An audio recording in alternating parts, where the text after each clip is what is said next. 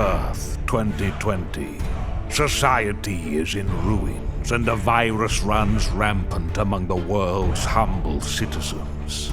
They are lost.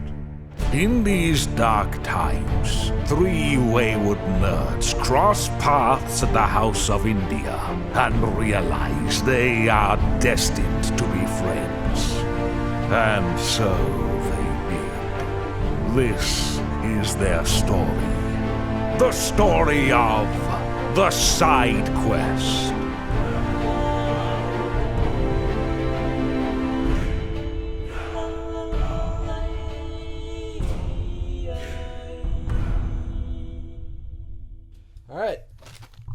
Hey everybody, welcome back to a very blue episode of the Side Quest podcast.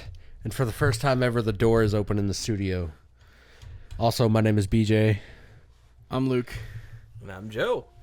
E, Sure. I've never heard anyone legitimately call you Joe I don't think in real I've life. either. So yeah, we left the door open and you got in. This man wandered in. Yeah. I tend to do that. I was paid the greatest compliment of my life earlier when BJ said I'm like a real life Loki. Yeah, we had to get rid of Matt. He was just too clingy. So we He's gonna fucking hate that. we recast him, and I can't wait. He's still gonna edit the episodes because we need an editor, but Joey is the new Matt. Yeah. I mean, you know, I'm still friendly, but like more in a way where you can get away from me if you want to. That's what we're looking for here. you passed the audition with flying colors. Yeah. So, what have you boys been up to? What have you been playing, Luke? Fuck and all, dude. I texted Oh yeah, you. you're I on texted Burnout this. City. So for a while I just went through like I had because I played all of Yakuza 6 in like a week. I ran Which through. is a very shitty time to power through all I at fucking once. hate that game, personally. I ran through that in a week, played like a bunch of small games in between, played all of Assassin's Creed Origins, and then in like a couple games before that too, but then it was just like, I started playing Gaiden, and to Gaiden's credit, the game is fucking fantastic. Mm-hmm. I have not, like, when playing it, it's the burnout that hits me, but like low-key, like just punching dudes has never felt more fun in these games, with the exception, I would argue, I'm early enough where I don't know which one I like better, of Lost Judgment or this game. It's this game, because when you get everything unlocked, the combat is just perfect. See, that's what I would say too about Lost Judgment. So I'm very interested to see where I go with that, because Lost Judgment, to be fair, also has 4 styles if you buy the good one. Yeah. But yeah, I like it a lot, but I have like no motivation to play a game. Like the thought of picking up my controller and like sitting down to play a game for like even longer than 30 minutes is like, ugh. Excuse me. So I've hit burnout, but I since the podcast last, I have beaten Assassin's Creed Origins with no desire to do the DLC, which is the whole point of me playing that in the first place. And Maybe if you didn't play Assassin's Creed so much, you wouldn't be so burned out. Well, that's where you just gotta take some advice from John Cleese and them, and now for something completely different. You just gotta try something totally out of your norm, like get the Suika game, play Genshin. No, I don't think you'll like Genshin. I don't think you'll ever like. You Genshin, gotta play that. You gotta play those like Steam meet and fuck games. But for no, like but a I mean, week. legitimately, like try something completely new for you, like or even like a throwback. Like for me, my planned Burnout game is Whisker Squadron. I've been meaning possibly to jump into Super Mario RPG. Yeah, that'd be a good one. That I'm gonna take a break from games for a minute. I brought a book in today, so I'm probably gonna read. Yeah, I know, right? Holy shit. Shocker. Damn, my boy learned. All right. I'm probably just gonna because I was watching while playing Assassin's Creed and starting Gaiden, I was watching the Netflix show The Last Kingdom, and I have like a few more episodes than the movie to get through, so I might as well finish that. But that was something I was doing on the side, and I really fucking love that show. I would argue, I don't think it's. Well, I think in the longevity, if you include season 8 and 7 in the context, I think it's better than Game of Thrones, just because it's consistently good all the way through. Game of Thrones has higher highs though. Well, I think the show's great, and I've heard the movie's actually really fucking good. Just piggybacking off of both the things you just talked about, I finished Gaiden like 2 nights ago, and I sent you guys a Snapchat of my crying eyes at the end of it. It's like me when I finished 16. Yeah, it was absolutely the best finale of any Yakuza game, and like the emotions are really there, and they're usually not that prevalent, especially when they reference previous games. But there's a lot of talk about like Yumi in this one, where Kiryu's like, I have nothing now, and she's all I can think about, and it's fucking sad.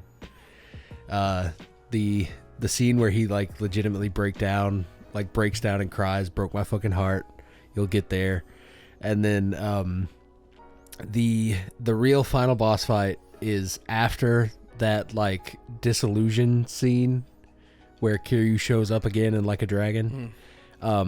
It's like after that, like Ichiban's party's already left, and the only people that are left are Kiryu, Majima, Saejima, and Daigo, and the big boss man. Okay. What's his name?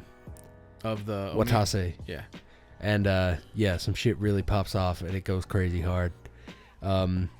It's an amazing game. I just wish that the ending was indicative of the rest of the game, because a lot of it is just like we can't interfere with the story of like a dragon too much, so we got to do some small scale shit. I think that's just a problem with making interquel like games of like, oh well, this one's set between these two. We are really fucked because we can't fuck up the 2 stories that exist previously, so they have to adhere to 6 and 7. So the end of it though makes me excited for the future. Does it lead pretty well into Infinite Wealth? Exceptionally. And have you played the demo yet? I haven't. You unlock it after you finish the game, apparently. But people have data mined it, and you can download a mod that opens up the whole city now for the demo, which is kind of fucked up. Yeah, so you can just fuck around in the whole city. Yeah, you can fuck around and do like shit that's not even supposed to be in the demo. So the game seems like it's nearly done. Well, I mean, it's coming out in what, February, right? Yeah, it's same month as Rebirth, right? I think it's first quarter. But yeah, it's insane the work ethic that studio has. And on the Game of Thrones front, all the Starks are back in Winterfell. I've been smiling a lot. Are you on season 7 now? Yes. Because Jon just went to see Daenerys. Okay, yes. And it makes me hate Daenerys way more. Because it's like, why are you being such a cunt to Jon? Like, Jon's the best guy in the world. That's and you're like gonna her be... whole character arc is like, be a cunt, soften up. Be a cunt, soften up. She just does it over and over again. She has to be convinced every time to stop being a cunt. Yeah. The problem that I have is that like, because I've been reading the books like slowly, which I think that's kind of my problem with the burnout, is I was doing so much shit at once. Mm-hmm. It's like I was watching Game of Thrones, reading Game of Thrones, I'm playing this, I'm watching Last Kingdom, I'm playing another game, and then like I just did so much shit.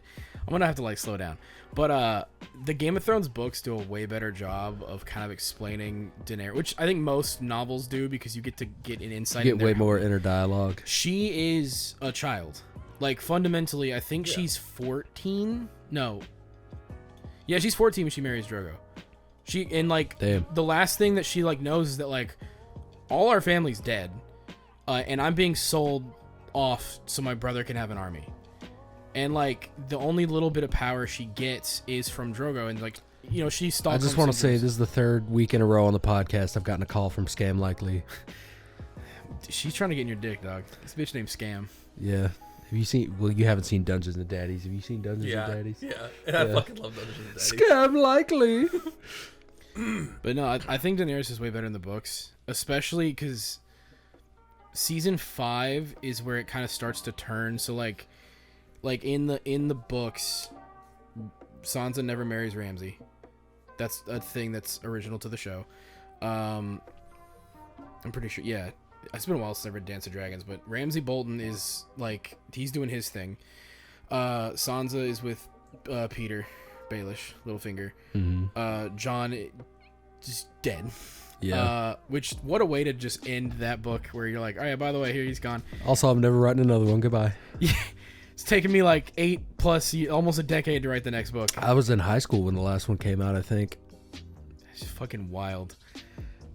But yeah, I think and also the books are not nearly as graphic as the show, which is hilarious to think about. Like they talk about graphic shit more, but there's never like scenes where they have to like you never have like there's sex scenes and there's things, but there's never a moment where you're like, all right, and then here's this like heavily detailed rape scene. We're gonna talk how the knife slid through this dude's throat and broke. It's like this guy died, stabbed, like, and but a lot of the gruesome elements come from the characters after the fact, where they like reflect on something, like the trauma. Yeah.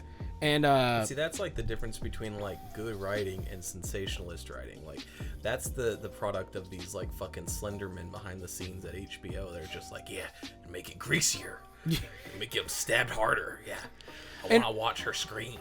And like, to be fair, I would say that probably helps Game of Thrones. Like when you're like, oh yeah, here's Game of Thrones. It's this like dark fantasy epic.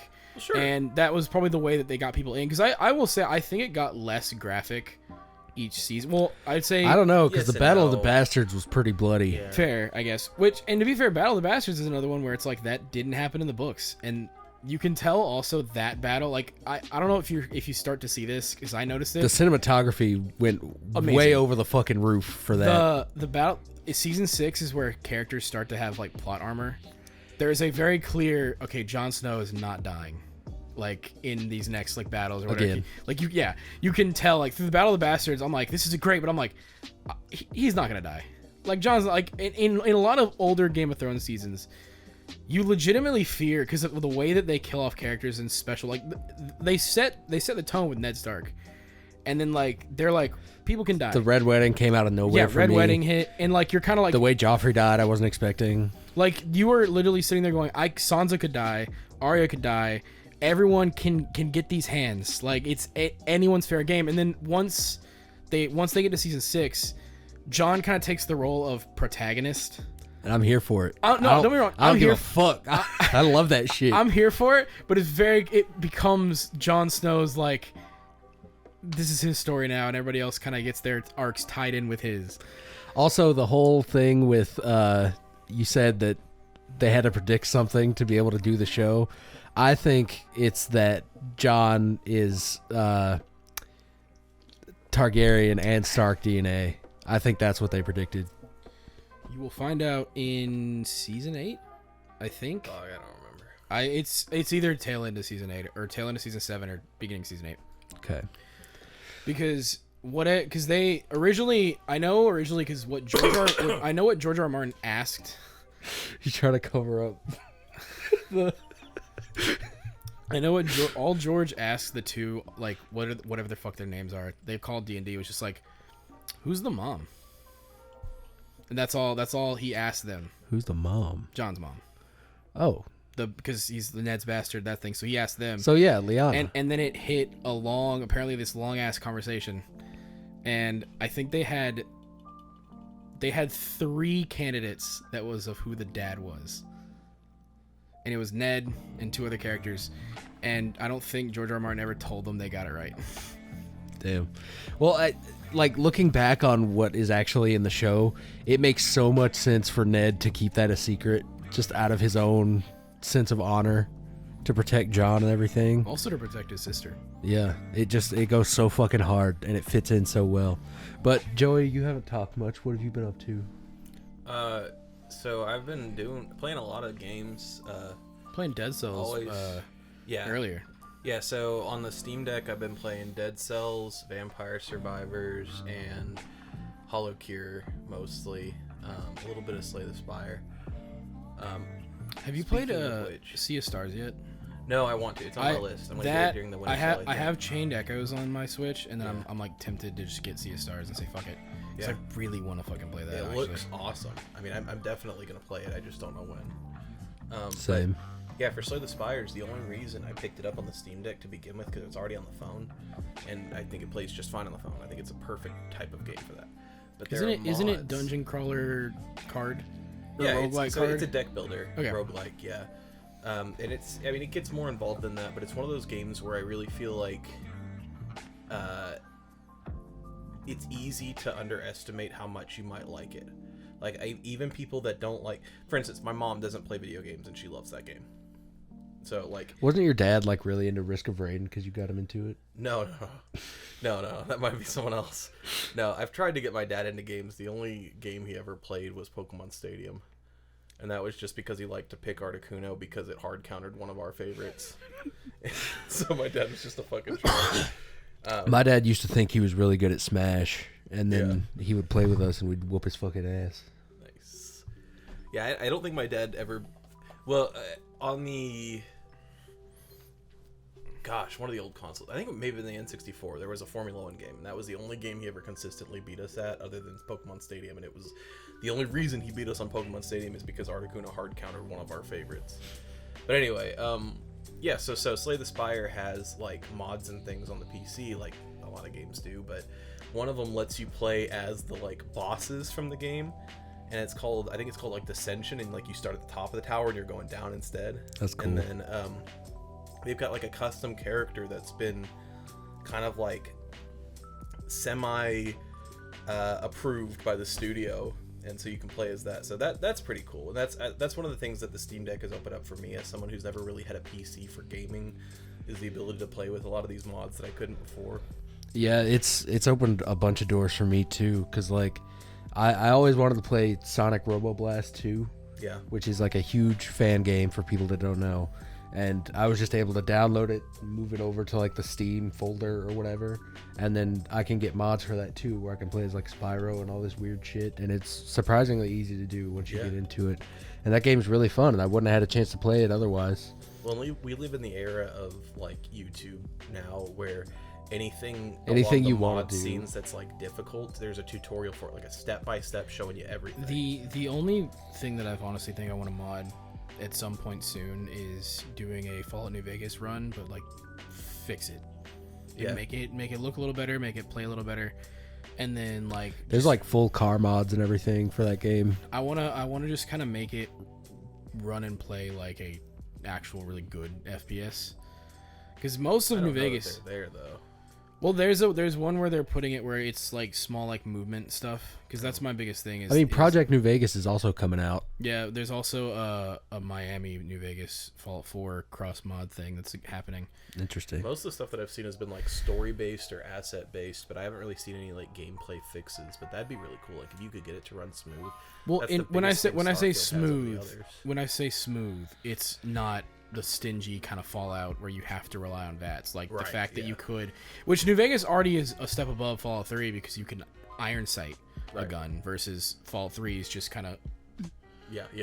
your head just kind of comes up your It's shoulder. literally like, Yeah, like the gun is here, and then it's all of a sudden you just go. That's your zoom in, and it's annoying as shit. But then yeah, New Vegas, the courier actually just goes, "Oh, let me look down this site real fast." Yeah. Versus the vault dweller is like, I can't see that thing. Is that closer? So, I know Fallout 4 has a shit ton of mods. You know what's a sick mod that you guys should check out? Have you ever heard of Pokemon Crown? No.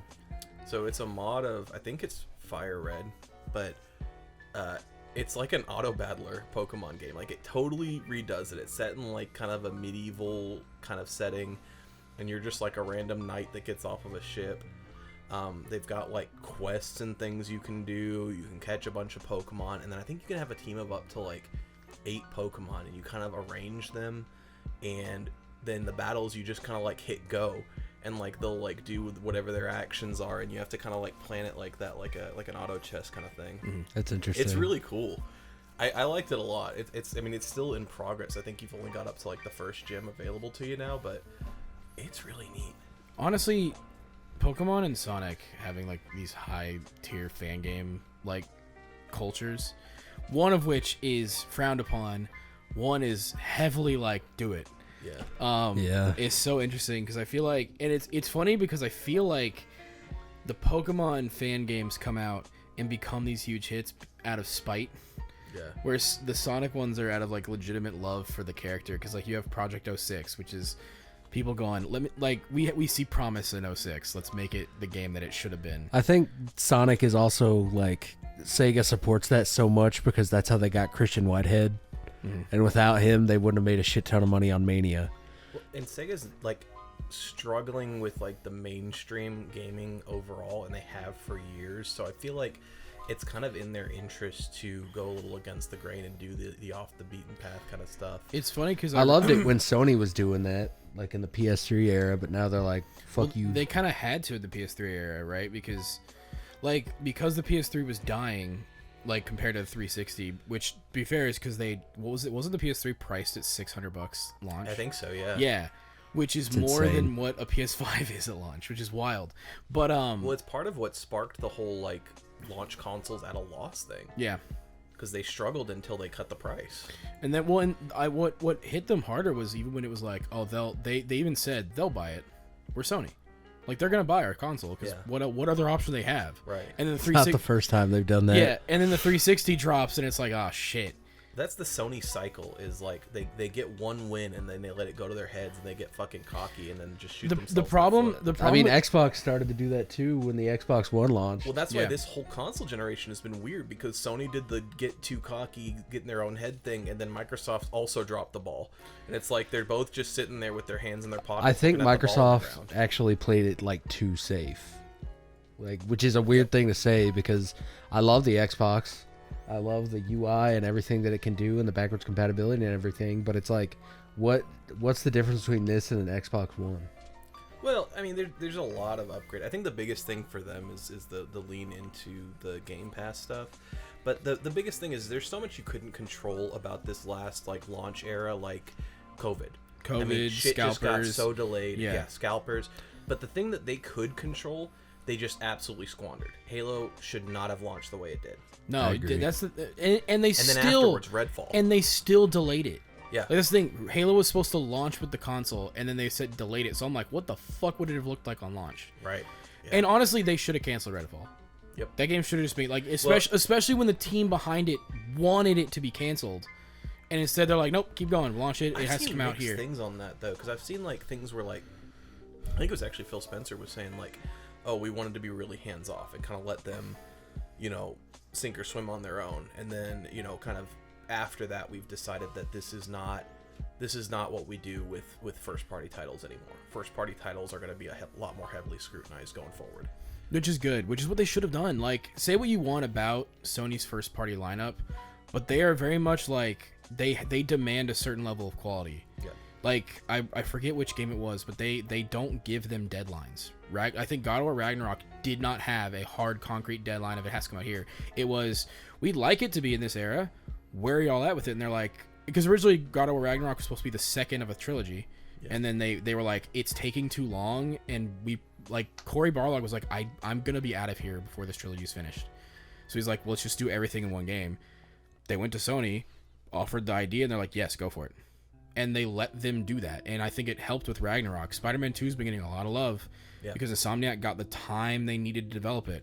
Whereas you look at a game like Redfall, and it's like, again, Redfall, to be completely fair, Redfall is a game that was under the ZeniMax era of Bethesda before they got bought. And then Microsoft then was like, looter shooter, they get perfect Game Pass game, throw that shit on there. And they're like, we don't want to. Like, how many people, I forget the actual article, and I think it was Jason Schreier who put out that, like, yeah, people left Arcane because of Redfall. They're like, we don't want to fucking make this game. I'm out. Like, I'm leaving. Like, I've been here since Dishonored 1, and I'm out. And yeah, like, it sucks because like that could have just been like, cancel that game, take the assets, and make something else. And instead, it was just like, I don't know, y'all do you, I guess. And, you know, we got what we got. I think it's also the problem with Starfield, because I think Starfield, I really do like Starfield. I think it's probably like... Oh, it wasn't a rush issue. It wasn't a rush issue. It was just more like, I definitely think that game, if it was a lot more scrutinized under Microsoft... at least, well, and to be fair, again, another game that was before Microsoft's time. I think Starfield is a more fundamental issue. Is nobody stepped back and said, should we be doing this game this way? Yeah. Like, they were too obsessed with like, oh, we want to have all these worlds. Oh, it's so cool that there's this many. And it's like, people don't play a game for the number of things they can do. They play a game for the things that are worth it. And it's like, there's so much of Starfield that's just empty. And this is coming from somebody who I beat Starfield 10 times, and no, I guess the following campaigns are truncated, but I have beat it 10 times, and you know, maybe my third playthrough in, I started to feel like it was a chore. And as part of that is the way I was playing. I admit that. But, I mean, it's just... I mean, doing the same thing over and over again, I feel like would give you that feeling no matter what after a while. But there's zero incentive to do anything other than what I did. Yeah, I mean... Except for the, like, random chances at mixed up universes. Like, that would have been cool. Starfield... But the chance is too low. Starfield has a problem, and I feel like a lot of games are having this problem. A lot of newer IPs are having this problem where it's like, oh, this is the next thing that they did after this one, and this one had a lot of problems, so we're gonna answer those problems with this one. Like, Assassin's Creed Mirage came out, and it's like, oh, Valhalla's biggest complaint is too bloated, too big, too much shit to do. There's a lot. All right, Mirage can be beaten in 12 hours. There's, like, 0 side content with maybe, like, a couple, like, quests. It's like, this is the shortest thing they've done since Rogue. And it's like, that's weird. You go to Starfield, it's like, man, people hated the base building mechanic and how it was kind of like almost forced upon them. They hated like these few things. They hated the voice protagonist. So, all right, base building, completely optional. You do not have to touch it, not once ever in the whole. Before, too, in Fallout 4, you have to get to the institute. You have to really? do base building stuff. Yep. Oh, okay. Yeah, so it was part of the game. I wanted to though before I found out what it was. What's what I'm saying is like, yeah, Yeah. yeah. It's that thing where like it feels like Starfield was like hard, like, oh shit, we have to make an answer to Fallout 4 and to Skyrim to an extent, because like, well, Skyrim when it came out was like the best thing. Well, I'm not saying in general Skyrim itself. I'm saying they were trying, I think, to compete with what most people complain about Bethesda games nowadays. Because like Skyrim's a great game, people love it, but when you look at like the modern discourse of Skyrim, it's like your choices don't matter. It's very shallow. From what I've seen, it just felt mostly like they were trying to fix Fallout 4's issues in a different game. They did a lot of that though.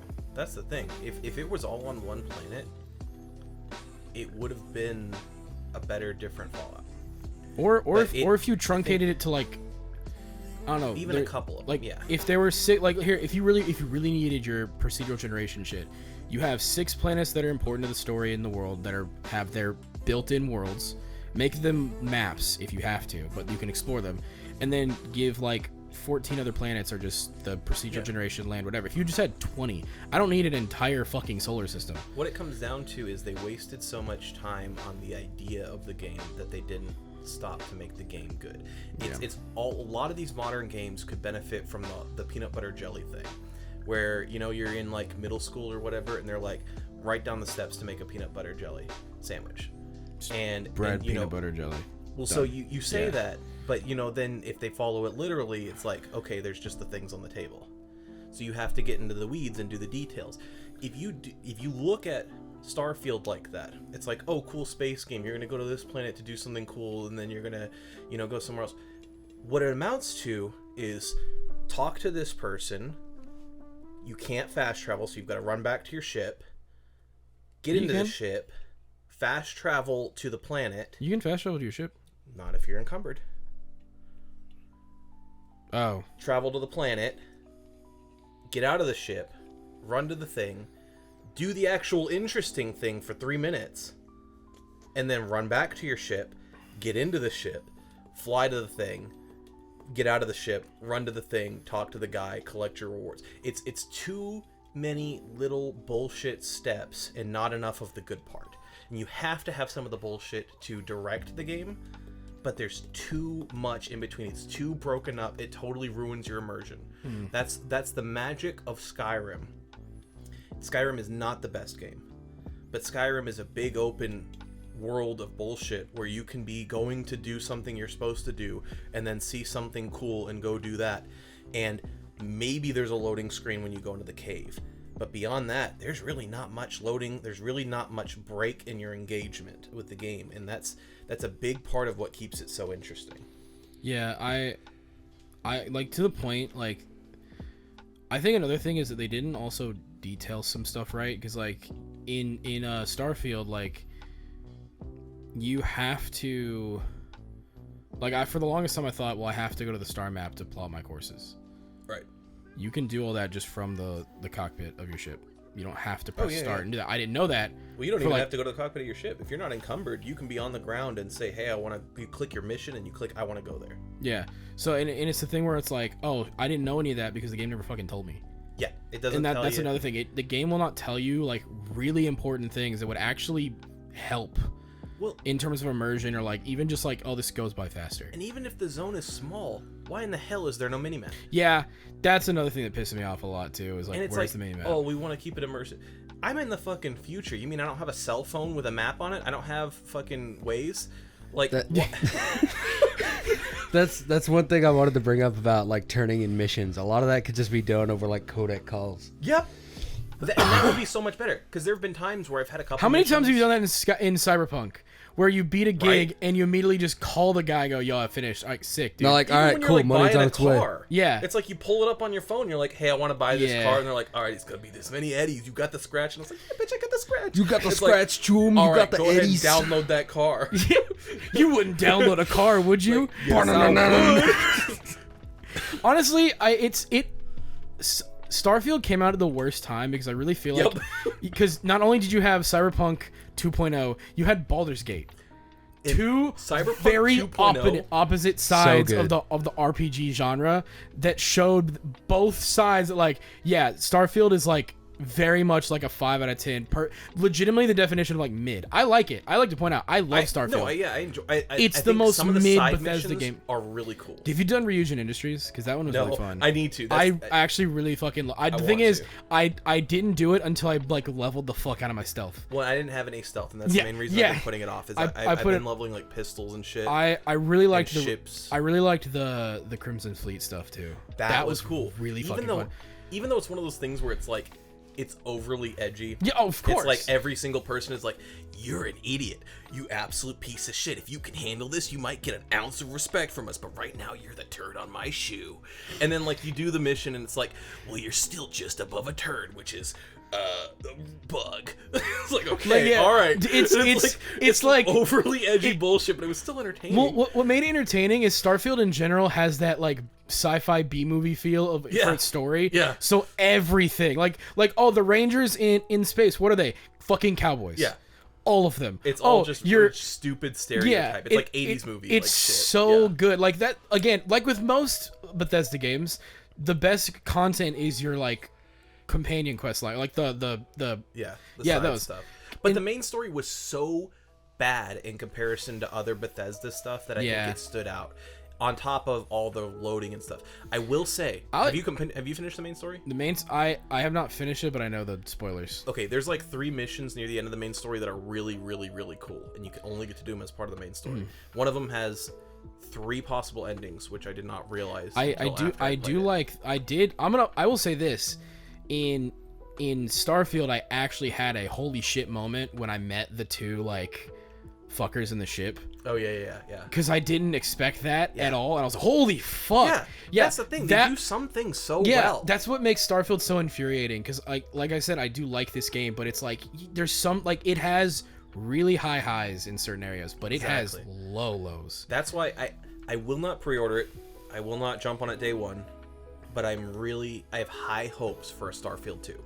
I have high hopes think for the Elder groundwork Scrolls 6. is there. Yeah, well, of course. Yeah, Elder Scrolls. 6. The thing is, But with all the ups and downs, I've loved all the other Elder Scrolls. Yeah. That I've played at least. I think the one thing they're gonna learn from Starfield specifically for Elder Scrolls 6 is definitely going to be like, okay, what we did here was like the companions all had one morality. We can't do that again. We have to make like, I don't know, because Starfield's so weird that I don't think you should look at it in Elder Scrolls 6 in the same book, except that they're just Bethesda games. One is a sci-fi space epic, the other's gonna be a dark, I'm assuming like dark fantasy-esque kind of storyline, because if they're gonna follow trends like they seem to want to, right now in terms of fantasy, it's like dark fantasy is like the kicker, like the king of whatever. Like you look at things like The Witcher.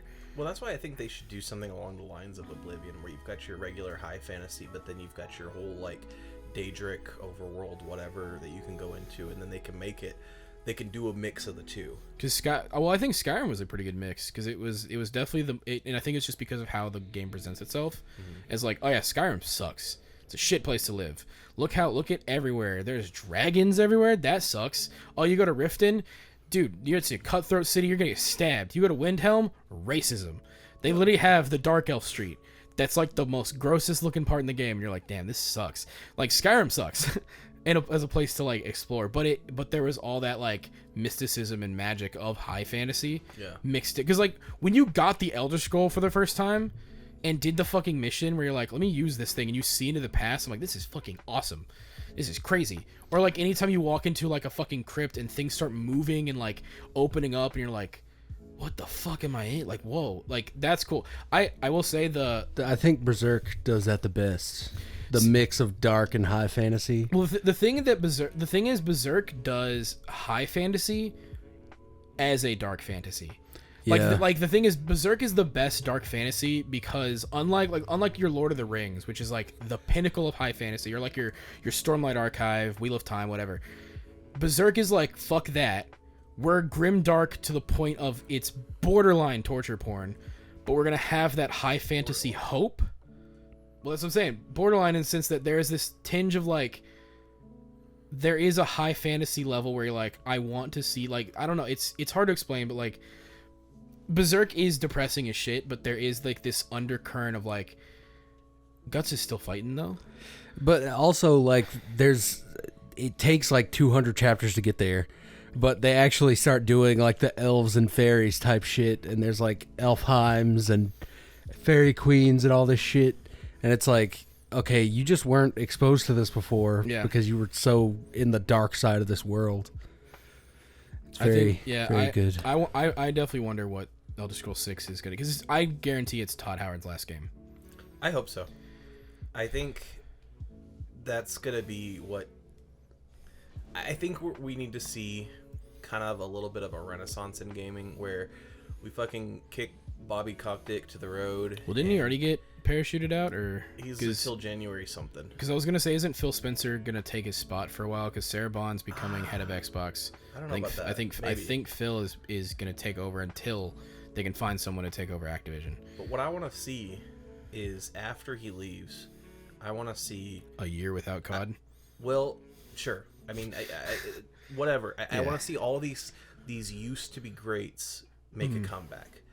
I want WoW to be good again. I want Call of Duty to be good again. I want to look forward to Diablo. I want to look forward to a new Overwatch anything. And I've heard good things around each of these games, but there's been so much bullshit with Blizzard Activision. It's become, and I'll believe it when I see it. So I want to see that kind of thing where we see a shift towards more consumer-friendly games, and because I mean that's kind of what happened 10 15 years ago. We had a bunch of weird money grubby bullshit shovelware games come out, and then all of a sudden good games started coming out, and it sold consoles, it moved hardware, it shaped people's childhoods. I think the problem is, and while I like the game, I do think it has negatively affected the industry, is Fortnite. Because now everybody wants Fortnite money without doing what Fortnite did, which was start from borderline nothing. I think it started it, but I think the Chinese game solidified it. Yeah. Any gacha. Because you look at Diablo Immortal, you will be hard pressed to find anyone with a positive opinion on Diablo Immortal. And yet it outsold every other Diablo on its first day by like tenfold. Which is fucking just because it could. Insane. Just because it could. It's so ill managed that the guy that spent the most money literally put himself into an MMR where he could not match with other people. Wow. He spent too much money, so he could not play multiplayer. The game was unplayable. Literally. And it's not even with Chinese games. Ubisoft's most successful game in years is Assassin's Creed Valhalla, because they fucking treated it like a live service game despite it being a single player RPG. But that's what happens. Free updates, content, microtransactions, all this shit, and Valhalla made them billions of dollars. It outsold everything they've done. It's the highest profit Assassin's Creed game. It's the highest profit Ubisoft game, but behind maybe Rainbow Six. Like it's fucking uncomfortable how much money that game made when you actually look at it, and it's like, this game is like low key kind of mid, except it's just a really good Viking game. Like, that's it. It's long as shit. It's bloated. It's got too much like content. But like, holy fuck, did it make them a shit ton of money? And it's like they're not gonna not chase that. You know what I mean? Yeah. That's the problem. Is I really hope these type of games need to have their kind of shine wear off in the public eye, because the only reason they make that kind of money is because it's popular. So if nobody picks it up in the first place because Assassin's Creed has a bad rap now, well, it doesn't matter if you've got that monetization system. You're not going to make that money. So I think that's kind of why, yes, Fortnite kind of started it off, at least in Western games, but I really hope Fortnite continues to succeed in that they have probably the most consumer-friendly gacha model. Because it's literally just like, granted, it isn't just buy the skin. It's like you still have to buy the currency, but it's like if you're smart with your shit, you should never have to pay for much. Because if you buy one battle pass, complete the battle pass, don't fuck with skins in the store, next season you can buy the battle pass with whatever you earned in said battle pass. You know how Diablo's works? How? If you buy one battle pass, Yeah. and then you buy another battle pass, Yeah. then you finally have enough coins to get a third battle pass for free. Whoa. Oh, and then here comes the fourth one. You are 2 coins short of the fourth battle pass. Oh, fuck off. That's fucked up. There, honestly, there's And there's then that one guy that can't play with anybody is like, well, I have to pay for it. Oh no, this wasn't even Immortal. This is Diablo 4. Yeah. I didn't even know Diablo 4 had battle yes, passes. That's everything fucked. does, and it sucks. Fucking Diablo 3 had one. And Although that was added after the fact, I'm for like okay season with 13. it as an idea, but I think because I really do think the games need a way to make continued money, but I think there's a point where it becomes unacceptable. Warzone had one that I thought was really interesting. Instead of a battle pass idea, it was like, here's this just map, and you have a start point and an end point, but you can get whatever you want on your in any order. Like, you don't have to like risk it of like, oh, you have like getting to tier 60 is where the good shit and onward is. Like, no, if you want to just get the skins you want, there's a very clear line of get there, and you can not fuck with like little tags or weapon whatever. Or if you're like, oh, I want to get currency, cool. Like, I wish there's a way to Fortnite go. would just open up the star system where you could just buy everything whenever you want, instead of just you have to get to level 100 to get Doom Guy. So what they've talked about with Overwatch is they're going to continue the they'll take past skins and they'll randomly put them in the store or whatever, so you can kind of buy them that way if you just want to buy them outright. But then if you get their battle pass at the end of the season, you get a mythic skin or whatever, which is like a high tier skin. For a lot of people, it's like, well, I play 1 or 2 characters. If the mythic skin is not for that character, what's the point? So now what they're going to let you do is when you get to that point, you can get the current one or any of the past ones. I kind of like. That's nice. I think that's fine. I kind of like Fortnite's commitment to them saying if anything's been in a battle pass, it will not be in the shop. There'll be variants or like different versions, like Drift. I like that it when skin. they do like there's a licensed character. Like you got to get Eren Yeager in the battle pass, but if you just want to buy Mikasa, just go for it. Yeah, well, like that stuff. Yeah, too. Like they did it with JJK, where it's like, here's all the stuff Yuji you have to complete a set for. But like in like case in point, Drift was like the first like season 4 character, and they've done variations of like, here's the female version. The here's Halloween the vampire. Drift goes hard. It really does. But like they have all these different ones, but like Drift himself has never been in the store and will never be in the store. They've made a point where like he is battle pass only, and it's for the people who bought the battle pass and grinded it out to get. I wish And they would do kinda, legacy battle passes like Halo does. See, and that's another thing. I wish Halo was better than it was, because I actually really fuck with their battle pass style, which is it never goes away. If you bought it, you can complete it however you want, whenever you want. Fuck For me, it. that's fine. Like, as long as it's, I really don't care how a battle pass or any of that's monetized. Just as long as it's as long worth as it's it. cosmetic only. Yeah. Well, 100%. Yeah. Cosmetics. As soon as it affects the gameplay, I'm done with it. Yeah. I'm not touching that crap. That's why whenever I buy a Fortnite battle pass, I always finish it, because it's always just okay. Nothing is going to change about how I play the game, Right. Except I'll play longer, and at 3 a.m. I'll start getting really pissed off. Yeah. But Well, and that's the thing is like there's always going to be the whales, and you can't really base your overall on that, because they represent your Like kind of your top, your cap. They're always going to spend the most money always. And so I'm totally fine with these game companies putting whatever out there where you can keep spending money. I'm fine with that. Get your money, whatever. just as long as it doesn't affect the actual game itself. Right. And for people who want to spend a reasonable money, for light spenders, they should feel good about what they're doing. I will say that is one thing that I hate about Call of Duty is weapon blueprints are aggressively good. Like if you buy like for a while when I was playing Warzone with Modern Warfare 1, there was an Arctic something skin submachine gun that the attachments on it were just broken. So it was quite literally go to the store, buy the gun, you're going to shred in Warzone and or multiplayer. It was a meta for like a month. That it's like this gun. And then it went out of the store and people who missed it now don't have the best gun in the game. Or you have to unlock the attachments yourself. Yeah, which you still can, but it's like, or just buy the gun and get the cool skin and the attachments. And it was like, it's kind Keep of talking. annoying. I need to change it over to the other program so we can see the timer. It's the little record one is 45 minutes, at least on that front. Oh, Yeah, where do you see that on The there? red on the bottom red. right. Oh, So that's fuck me, I guess. well, I've noticed it like a couple times. Yeah, dude, the sign has always been red. You are colorblind? Really? No, It's common in men. You can admit if you are. I'm not. Oh. I know what colors are. What color is this? Same color as my asshole in a minute. What were we talking about? Battle passes. You guys want to talk about GameStop? Yeah, let's look at GameStop. What's that? That's that place that we met at. Oh, It's that terrible spot that I we blocked both. it up. It's all coming back to me.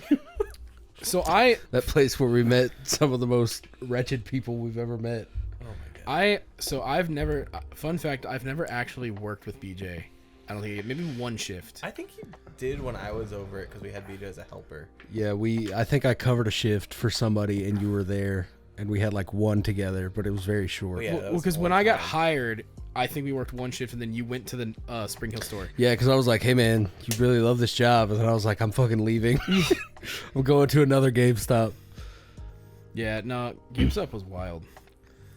It's funny because like realistically, I liked the job because I liked the people I worked with, and I actually liked some of the customers. I mean, the time in which me and Joey started, I don't know if this is the same for you, but it was still when it was like, oh, the company will like give you little incentives for doing things. Like other developers will send game codes to the stores so you can like try them out and everything.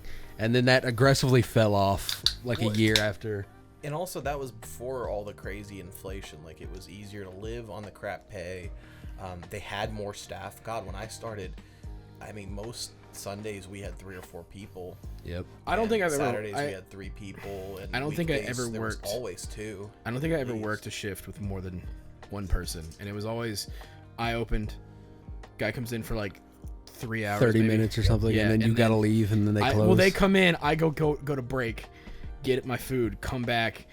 Then like 30 minutes, they go on break, come back, and then in 30 minutes I leave. Yeah. See, Yeah. this is, the problem with that part is that GameStop upper management has no idea what they're doing, and nobody has an incentive to do things right. So they literally just follow whatever trends is going on in the rest of corporate America, and Yeah. so all of a sudden everyone starts cutting hours because that's the thing you can control. And so GameStop's like, whoa, that sounds good.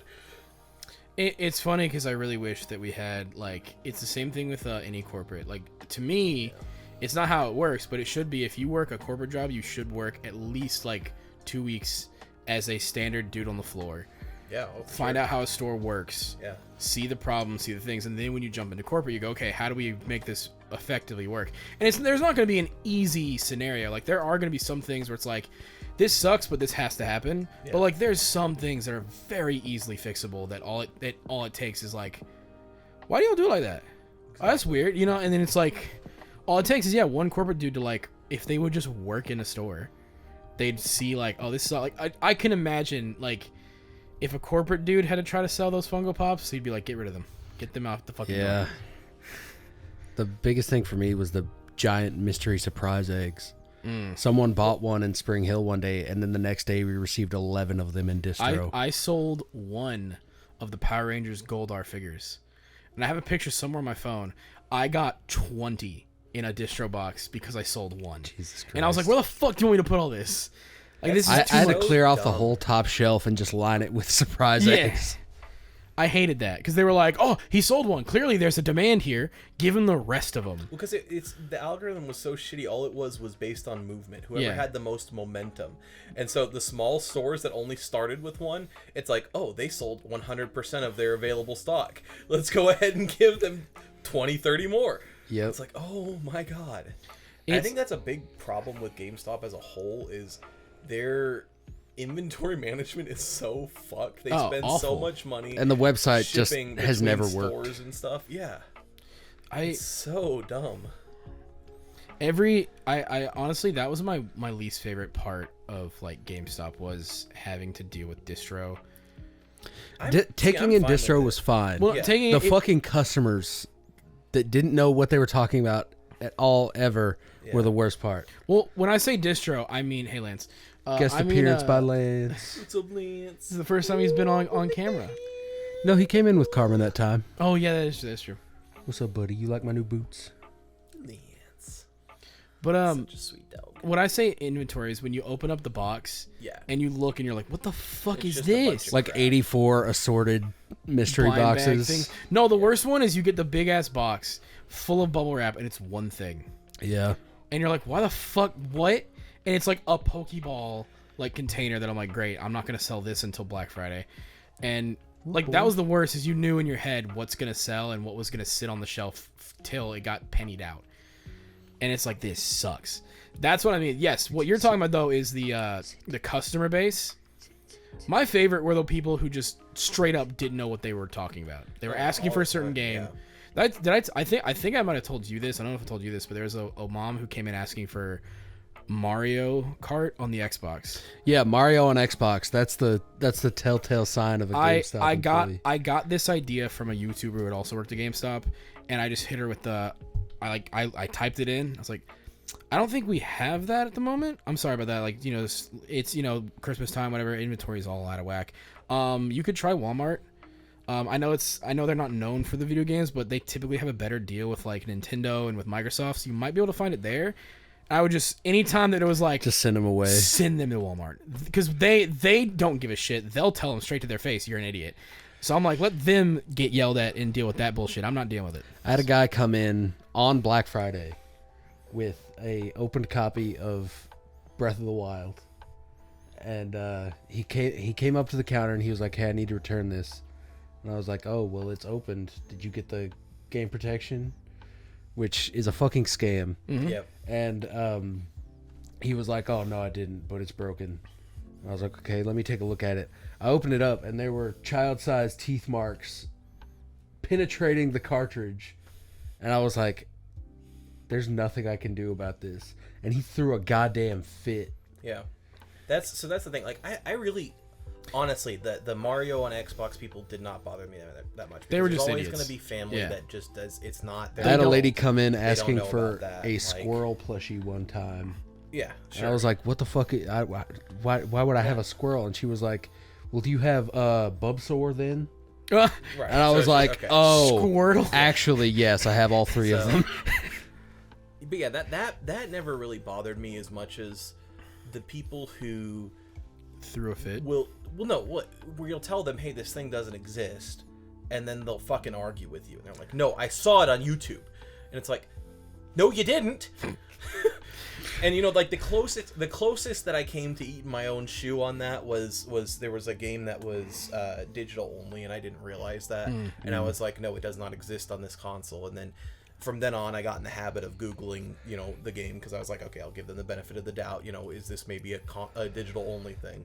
But some people just have such an attitude about it for no reason. It's like you either got scammed or you're just confused, and it's like, why are you coming at me about this? I've been meaning to ask you, because I remember when I got my Xbox Series X when you worked at the Cool Springs one, you had like said like, hey, there's only 5 or whatever, and I was able to, because you pretty much you had like sneakily let me know that we might be getting some, maybe if I were to like say, it was like a very much not subtle way of One of saying, those Joey play it safe things. yeah. And I got there and it was like, we have 10 Series X's in stock. It's a line of people. These are the 10. And it was like, I was there, a bunch of people were there, and then these two dudes came in after you had already like handed out a little like card, sticky note or whatever that was like the like the receipt with the yellow printer paper on it. But like, I don't think it was pre-order wise, because this was another like... Right, it was just ring through. Yeah. And so I'm pretty sure you had let the guys know, like, hey, it's limited quantity. These guys had the last one or whatever.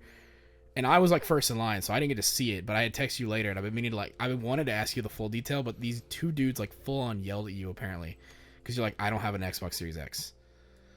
Oh, I don't remember. Oh, damn. I got yelled at so many times. That's a fucked up thing. You get yelled at so often that it just becomes white noise. My favorite one is one with me and DJ. This dad came in.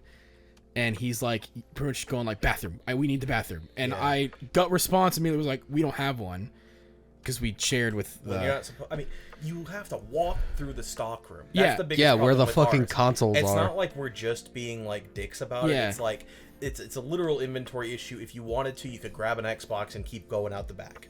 Like, it's for us, we had a bigger problem than most stores do. Yeah, and then it was that, and then he just ran out the door, and I'm like, okay. And I turned to DJ. I'm like, I don't know. I didn't want. He's like, you're fine. Like, there wasn't anything to do.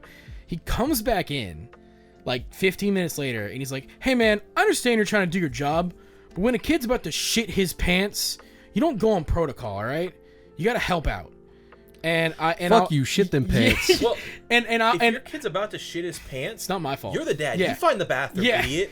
And it's like, God. TJ Maxx is right next door, by the way. We're in a strip mall of places that have Why bathrooms. would you go to the small place that you know may or may not have a bathroom instead of the place that you know does have a bathroom? Or either of the two gas stations you passed on the way. Like, I know they're not clean, but your kid's gonna shit either way. There's also a movie theater across the street which has 18 bathrooms. Yeah. What was funny is he comes in. I didn't even get to say a word. DJ immediately came to my defense. Was like, well, he is correct. Like, he explained it. We share a bathroom with Auric and the nail salon next door. We don't have our own. Yeah. And his response was, oh, so you're gonna defend him? And it's like, and then he pulled my favorite line. I spend so much money here, and this is how you treat me? Never seen him before, had you? Oh, what made it better? Saw that motherfucker again, because after he pretty much said like, I'm getting you fired type shit, you know, whatever. He's like you better be looking for a new job, buddy, type shit. And I like turn to DJ. This is like, GameStop, motherfucker. Yeah. I turn to DJ and I'm like, DJ, are you gonna fire me because I didn't let the kid shit his pants? He goes, no. I'm like, okay. And then, fun fact, Black Friday rolls around. Look who comes back into GameStop. And there I am, being really obnoxiously nice. Like, oh, how are you doing, sir? Oh, it's great. Did you have a happy Thanksgiving? Sorry, we're out of that game. Don't shit your pants. God, I wish. No, I was just obnoxiously nice to where this dude was like not looking at me and mumbling. Oh, I had a moment like that where, well, it wasn't obnoxiously nice. It was just me being a cunt. Which is the complete opposite. But this guy came in and he was buying like a new game, and this guy was always an asshole in Spring Hill. You'd probably recognize him if you saw him. He's a really skinny dude that always had a pissed off expression. A lot of crackheads at Spring Hill. That's true. Spring Hill's a lot of crackheads. But he comes in, he asks for a game. It's a slow day and I'm alone. And he was like, yeah, I'll take this game. And I was like, all right, that'll be like $65.58 or whatever. He just tosses the money on the counter while looking at his phone. And I was like, okay. So I take his money, get his change out, grab the coins and everything, and then I just go with all the change on the counter. And he does like the surprised Pikachu like reset face. He goes, and then he just takes his change and leaves. And then every day after that, he was really nice to me. Sometimes it works. So yeah, sometimes people don't realize they're being dicks, which is unfortunate. Yeah. All it takes is for you to is sometimes just call them out on it. Yeah. Because like sometimes they'll just act like an asshole, and in their head it's like they don't expect you to do anything, and if you call them out on their bullshit, they get embarrassed, and then all of a sudden it's like, oh, I'm sorry, I didn't, whatever.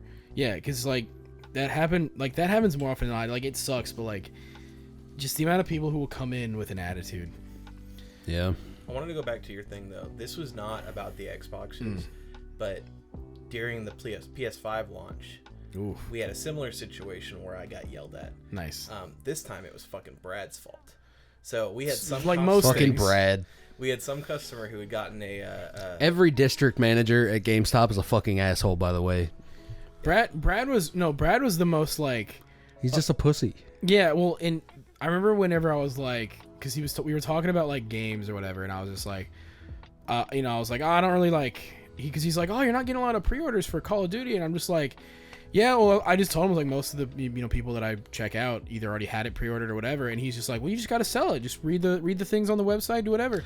I love getting those talks, and then they'll always be like, let me show you. And then can't get him. Exactly. I think he got one at my store, and that was his.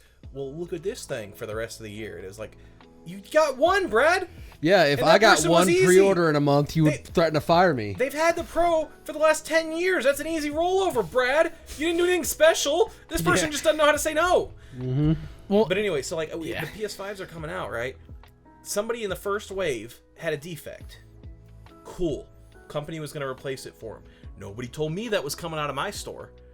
So I've got 10 people that have their tickets, and then it gets to the point where these guys are like, well, what about mine? And I'm like, I don't know you. And they go, you're supposed to be replacing my console. And so the last person in line, per Brad's order, had to give up their console because this other guy was promised a replacement from Brad, and nobody told me. I would have just given out one less ticket. Problem solved. yeah. Like, But but instead I had all you're these in a people situation, yelling at me. yeah, where like you have I'm to the fuck somebody. asshole, and please, let me shit another PlayStation just for you, sir. And it's like, no, I mean, get one special ordered in. Like, I get that they were limited or whatever, but you set one aside from the shipment. Make sure. Yeah, you're supposed to have a reserve for defects. Yeah, and tell the person who's handling it that it's happening at their store. Like, That happened more often than not of like, hey, I'm getting this thing brought in for replacement, but no one tells you. And so you're like, I'm here for this. And I'm like, I don't know what the fuck you're talking about. Yep. And they're like, well, I was told this. And you're like, and then you look and you're like, I sold the replacement to somebody who bought it that day. And you're like, because there's no communication at all. You got to hope that you maybe catch your manager one day of the week. I will say part of the problem too is with so few staff, there would be times where I would have something like that, and all of my regular staff would know, but the person that was supposed to cover would call off, and so I'd have some emergency replacement come in. Yeah, and, the guy that works once a month. We're scrambling in the last 5 minutes to get this person caught up with the other stuff. I forget to tell them that one thing, and it's like, okay. And there was no good way of like marking them off. So I mean, I put up signs whenever I thought of it, but I'm not the one receiving this stuff most of the time. Mm-hmm. And I mean, there's too many chickens to round up sometimes when nobody wants to pay attention, and it's not really the regular staff's fault. I don't think. I think if you're gonna do something that way, it should come in clearly marked. Yeah. Hey, this is a replacement. I agree. There needs the to person's be name on it.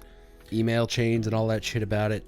There should be, at least, if they're not going to mark it, there should be a letter in the box saying, hey, this is the one you ordered as the replacement. Mm-hmm. Something along those lines. Because that way, if I'm out of town that week or whatever, and it got delayed and it comes when I'm not there, the other person is going to stop and think instead of just being, hey, this is regular distro. Did you guys see the new policy for the warranties? No. So I still follow the GameStop subreddit just because I like seeing the store slow. The people that still work at GameStop, I feel so bad for. Yeah. Yep. Like after COVID, it just went so downhill. I did feel bad until they stopped calling me on my pre-orders, and now I feel less bad. Yeah, that's I don't true. get calls at all. I'm gonna go cancel everything. They're later. calling me now because I made a stink of them selling my Pyra and Mithra amiibo. And so now they're calling me specifically, like because Joji, the guy who works there, makes a point to call me about my pre-order stuff, and it's never the like, here's the GameStop like run through of thing. He just goes, Yeah, like hey, Modern man. Warfare is coming out. Make your calls. He's It's always like, he's your always shit's like, coming out. He's like, yo, dude, your pre-orders are here. Just make sure you got the 48 hours. I'm like, sick, thanks. That's it. But it's because I made a stink of, yo, my Pyra Mithra amiibos, dog. Where they at? They're on eBay for $50. Yeah. That's where they fucking are. That's And what happened with my Needler. I was like shit. legitimately pissed about that. You know what makes it worse? I was low-key getting them for you because I was like, I don't give a fuck about Xenoblade. Well, that's a sweet thought of you. Yeah, it sucks, and I'm whatever. Like, I mean, I got them now. Yeah, so it's all good. But I was like, I really don't care about Xenoblade, but these would be cool to have. And then I'm like, BJ would like them, and I don't know if he's gotten them yet. So if it was literally a thing of like, if he doesn't, cool, I have him. But if not, they're yours 100% because I realistically don't care. I do want the Noah and Mia one though. They're coming out in like 2 months. Yeah, and I better get a damn call. I swear to God. Yeah. I didn't even know that these Zelda and Ganon had come out. Nintendo didn't post anything about it. And I got those thankfully. So I have my Zelda and Ganon. I went to GameStop with my birthday money to get Pikmin 1 and 2 on the Switch, and they were just there, and I was like, well, shit, let me pick these up too.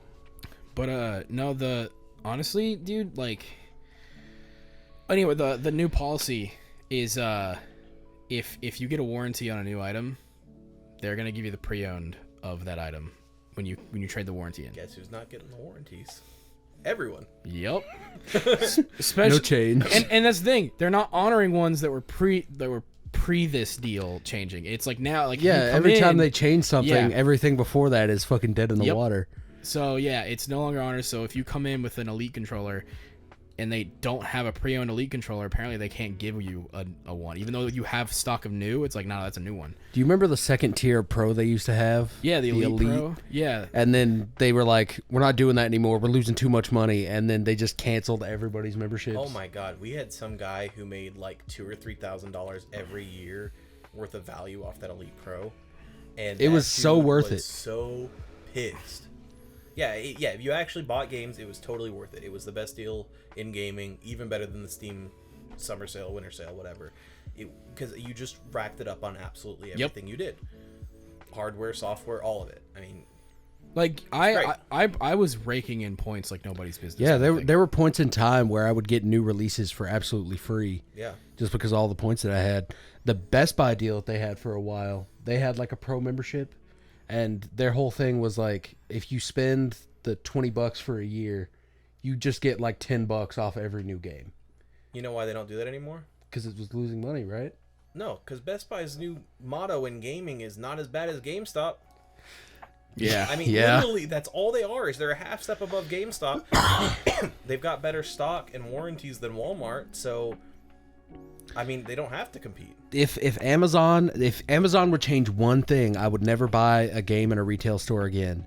And it's the fact that they keep sending me fucking PAL region games. Yeah. When I order a new release, just send me the fucking ESRB shit. Like, my sister bought me a copy of Live Alive for Christmas. It sticks out like a sore thumb on my shelf because the European cover, the font is different. It's slightly font bigger. is different, and there's that little green triangle on the bottom corner. Yeah. It pisses me off to no end. And now I just want to buy a new copy of Live Alive. It sucks because like I've not had that problem unless the game has been out for longer than a week. I feel like if you pre-order or get the game like immediately, it's usually pretty good, except for when it's been out long enough that they then will go, okay, just get stuff from the UK. It's cheaper, I guess. And I hate that because I hate having to like scrutinize. I just want to buy a goddamn game. Yeah. See, the main reason I haven't bought from them is because there's, like, when I would have bought from them, they were not meeting street dates. They were like, you would get it like 3 days later. Yeah, that And is for me, another that was big a problem. I guess they do that now. They can meet street dates now. But at this point, there's very few games that I don't just get digitally.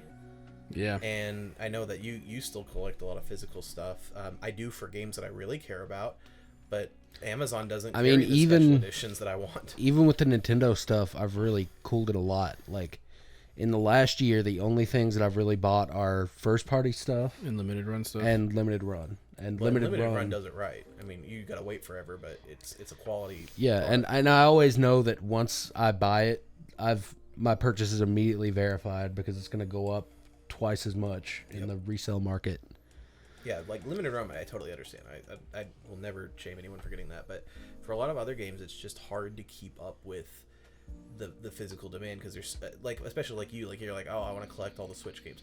There's so much shovelware even before the console's done. I mean, how do you keep up?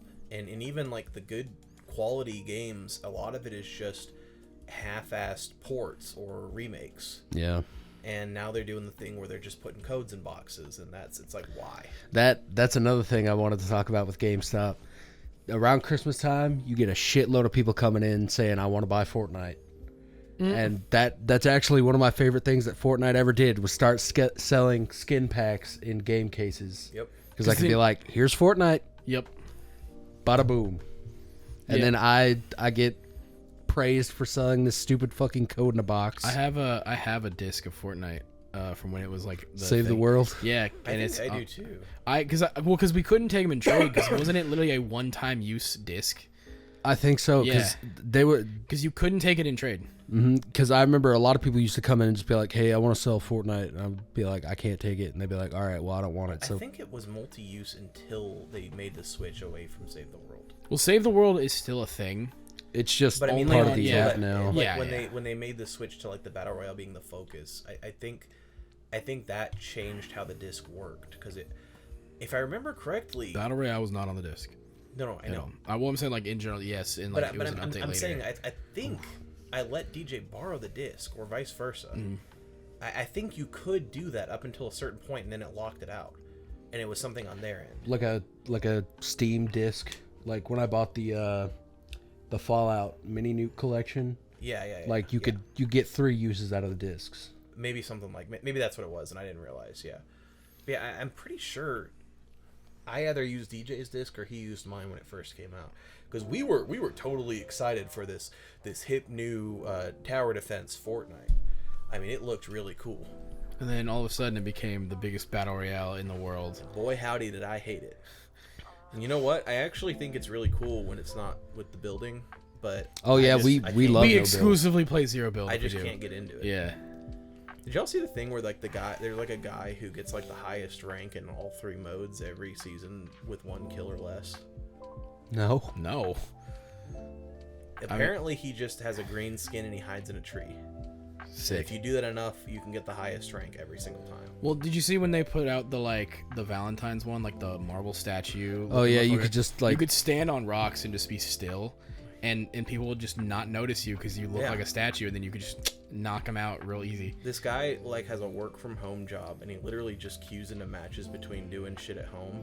And that's all he's doing is his regular day job on Twitch, and so he's passively farming the Twitch income.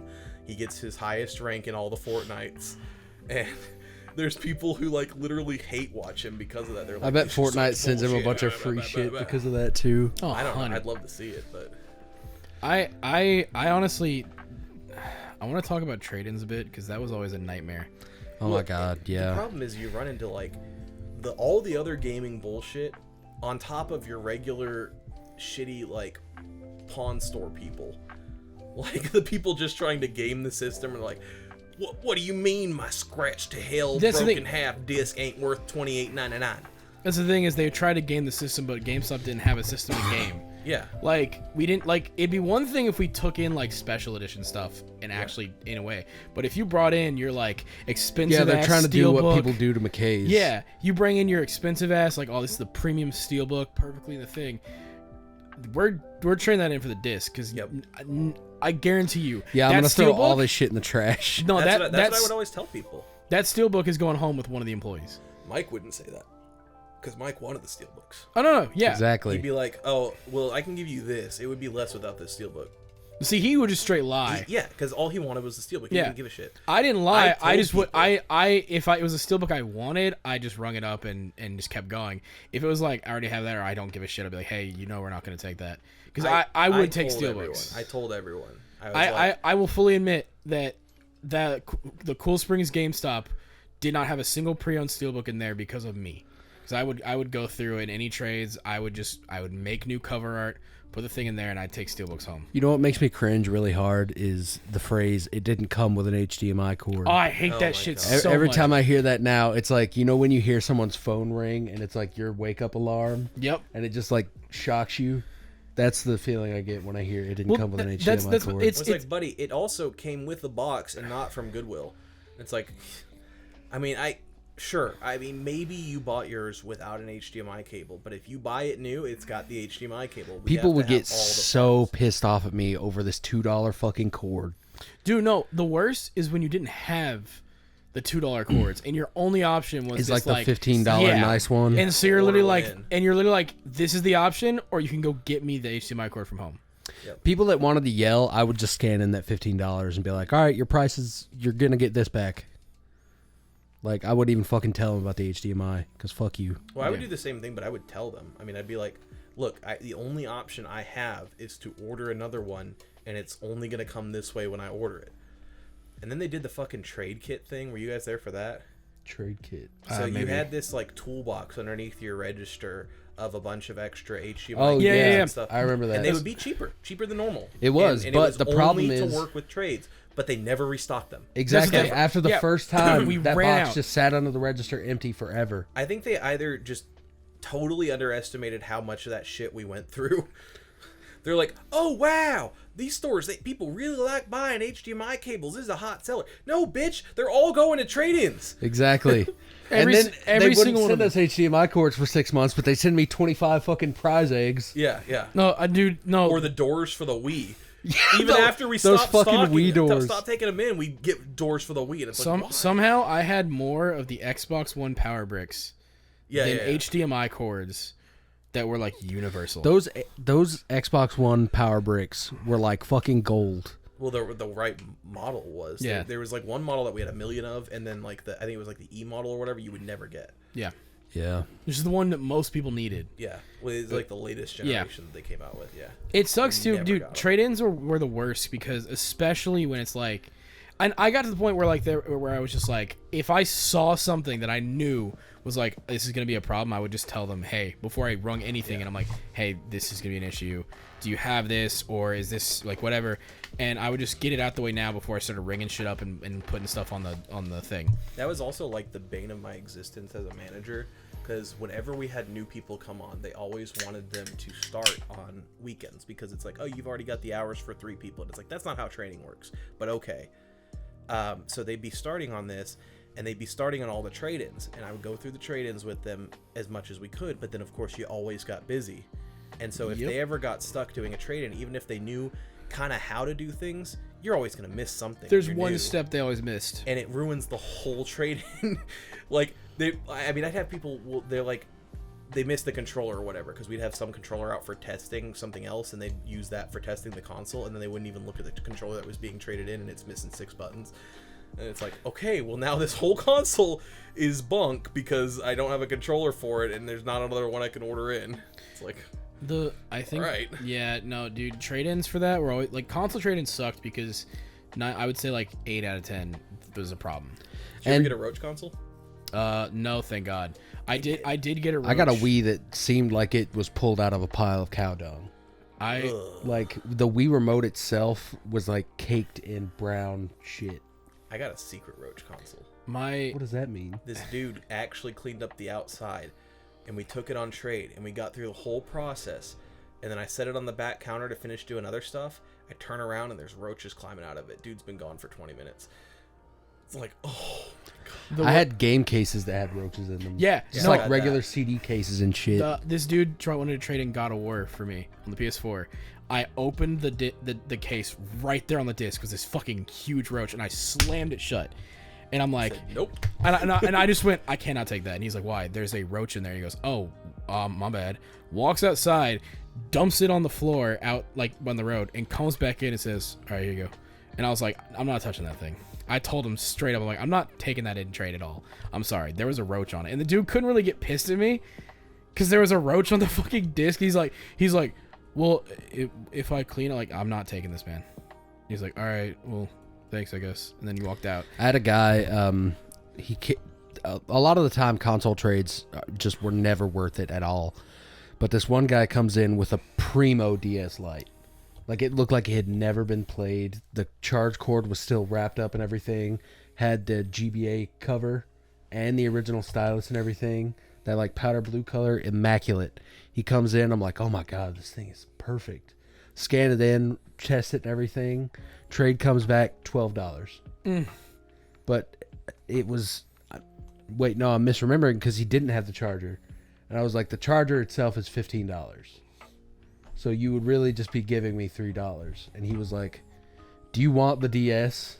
And I was like, I mean, shit, I'll take it if you don't want it. But I'm just trying to tell you, like, I can't take it without a charger. And he was like, all right, it's yours. And then he just left. And I still have that DS. Nice. But it sucks That's for a him. shit part of the system, because even when they were trading him for that much, we were selling them for $40.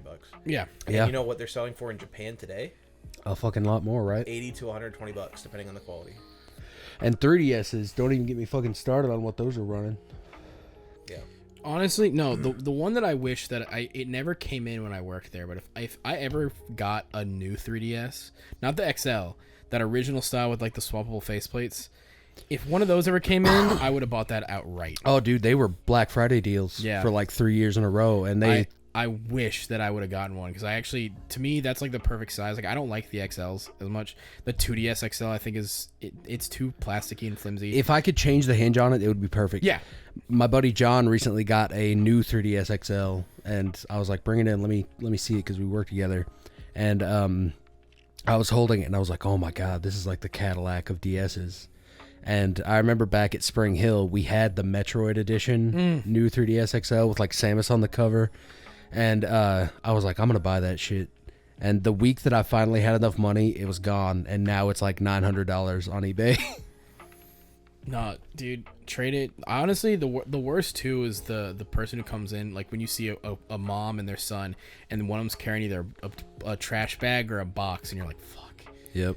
And you already you're and it's full of Skylanders. Yeah. Oh my gosh, dude. And they said they're like, I need to trade. I'm like, I can't take a single one of those. They're like, really?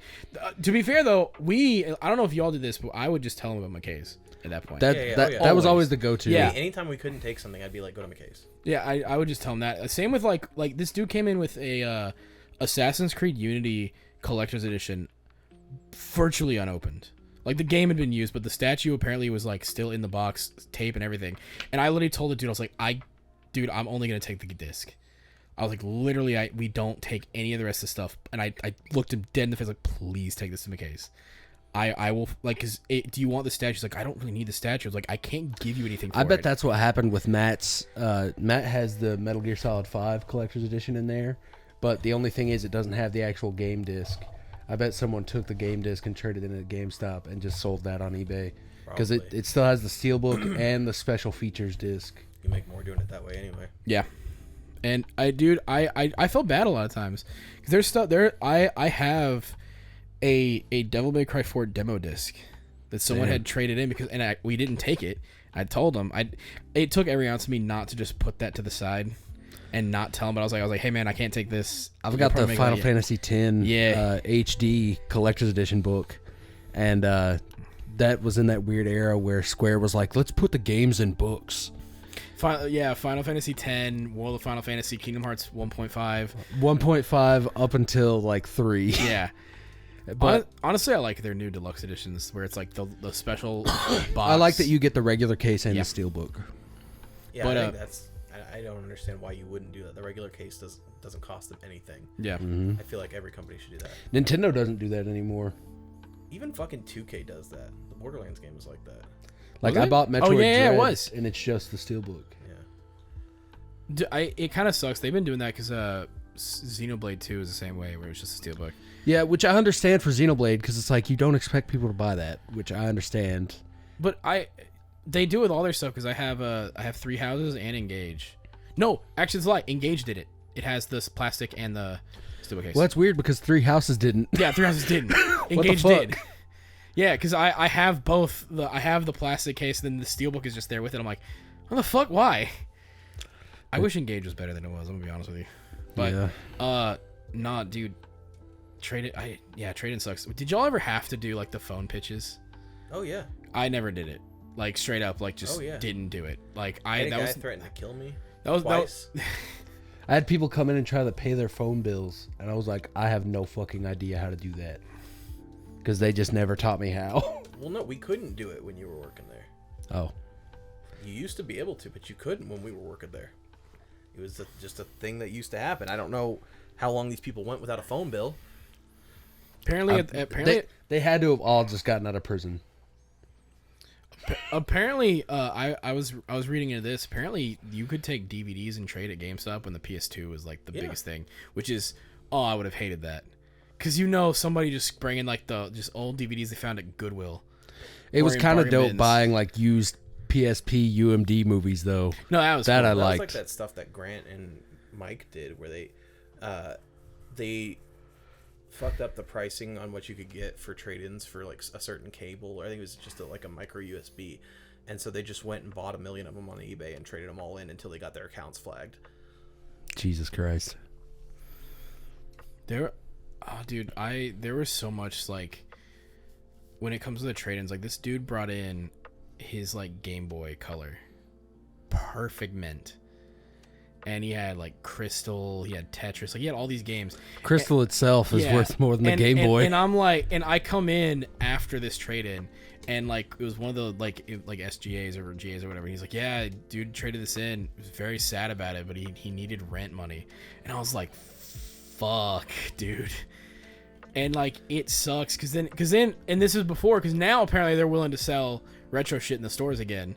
But this is now, after they don't have any more income to... Yeah. I mean, I kind of get why they didn't. Like, it's got to be kind of a nightmare for, like, anyone higher up to be like, okay, we're going to let these idiots try and judge the quality of something that they never even played on themselves because it's, like, older than them. And it's like, I totally get it, but I feel like there should be, like, a designated, like, trade center. Like, there should be the people who know their shit. There's one in each city. You got to go a little bit out of your way, but you're trading in your console anyway. And then they would have the best... Yeah. Just make a retro store for every city, and that would have been... And then they can grade things on quality or whatever. They can be like, okay, well, this one is legitimately, like, mint, so this is going to go for a little bit higher quality. Give them, like, one toolkit to check cartridges. Yeah. I still think, like... Because anything that we got traded in that was, like, classic, we just defected. Yep. And sent to the warehouse, and they... Speaking of... And they did the same thing there, and I mean, that's fine, but it's, like... a lot of bullshit. The, This isn't a problem with GameStop as a whole, but more with one specific employee. But one day at the mall, it was when Smash Ultimate was coming out, and Kayla was still the manager. The only thing you need to know about Kayla is she named her daughter Khaleesi. And, that'll give you a good idea of what kind of person this is. She's the type who got so into Game of Thrones. And did she hate season 8? I don't know. I didn't talk to that bitch. Her hair like Daenerys when season 8 came out. Well. Anyway, she was like, "Oh, we're gonna do a Smash tournament at the mall, and whoever wins gets a free copy of the game." Like, she was putting money down on it, and I was like, "Oh, that's cool." And on the Facebook thing she created for it, she was like, "We're playing Smash 4 on the Wii U." So I was like, "All right, I got a fucking chance here. I can do this shit." I roll up. As I'm going there, I get another notification that's like, "Oh, by the way, we changed it to Brawl." I'm like, okay, well, as long as I don't get matched up with a Sonic or a Meta Knight, I might be okay. Get there, and she's like, "We actually had a copy of Melee traded in today, so we're all going to be playing that." And at that point, I was like, why am I even here? I'm going to get fucked in the ass. So I lost on the first round and just went home. The only thing I remember about that, because I think Smash Ultimate was before I worked there, and because that was the night of the Game Awards, and I came in to annoy Joey specifically because God of War beat Red Dead at the Game Awards, and I came in to pick up Smash Bros. Specifically for that. Well, because we had, like, argued about which was the better game, God of War, Red Dead, and it was all playful bullshit. Yeah. Okay. But, like, I came in because I had bought, like, a God of War hat and a T-shirt like a week ago just to be an asshole to you. You're just like the fucking guy, like, woo! Yeah. Yeah, the guy that wins third place. He's got the champagne. That's him to a T. Oh, but I oh my gosh. I come in a God of War T-shirt and the God of War hat, and I was being obnoxious because I'm like, "Hey, yo, Game of the Year winner, here we go, fuck Cowboys, all this shit," and you're just kind of like, "Hey, Luke, how you doing?" And I just like, I guarantee you, I was not that invested. No, you weren't, but I thought it was funny, and I like slammed my hand down. I was like, "Give me Smash Ultimate, I want that Pro Controller too." Like, I was like, yeah, and you were just kind of like, okay. Speaking of invested, I've never seen anyone more invested in anything than when I used to play Overwatch with Joey. What do you mean by that? You used to get so pissed off at me. I get tilted. No, not at you. Here's the thing. Part of the problem is that you take everything, like, personally, when I'm just like, it's more like... You make it sound so personal, though. Look, I would be like, "Oh, the whole team's right ahead of me, and I'm halfway to point, and they're all dead." Joey will get on mic and be like, "BJ, get back here. What the fuck are you doing? Get back here now."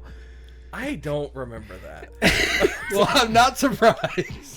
I mean, like, Joey has a very, very good memory He's when very it comes selective to stuff. Yeah, with it, though. It's a great memory. He has great memories that benefit Joey.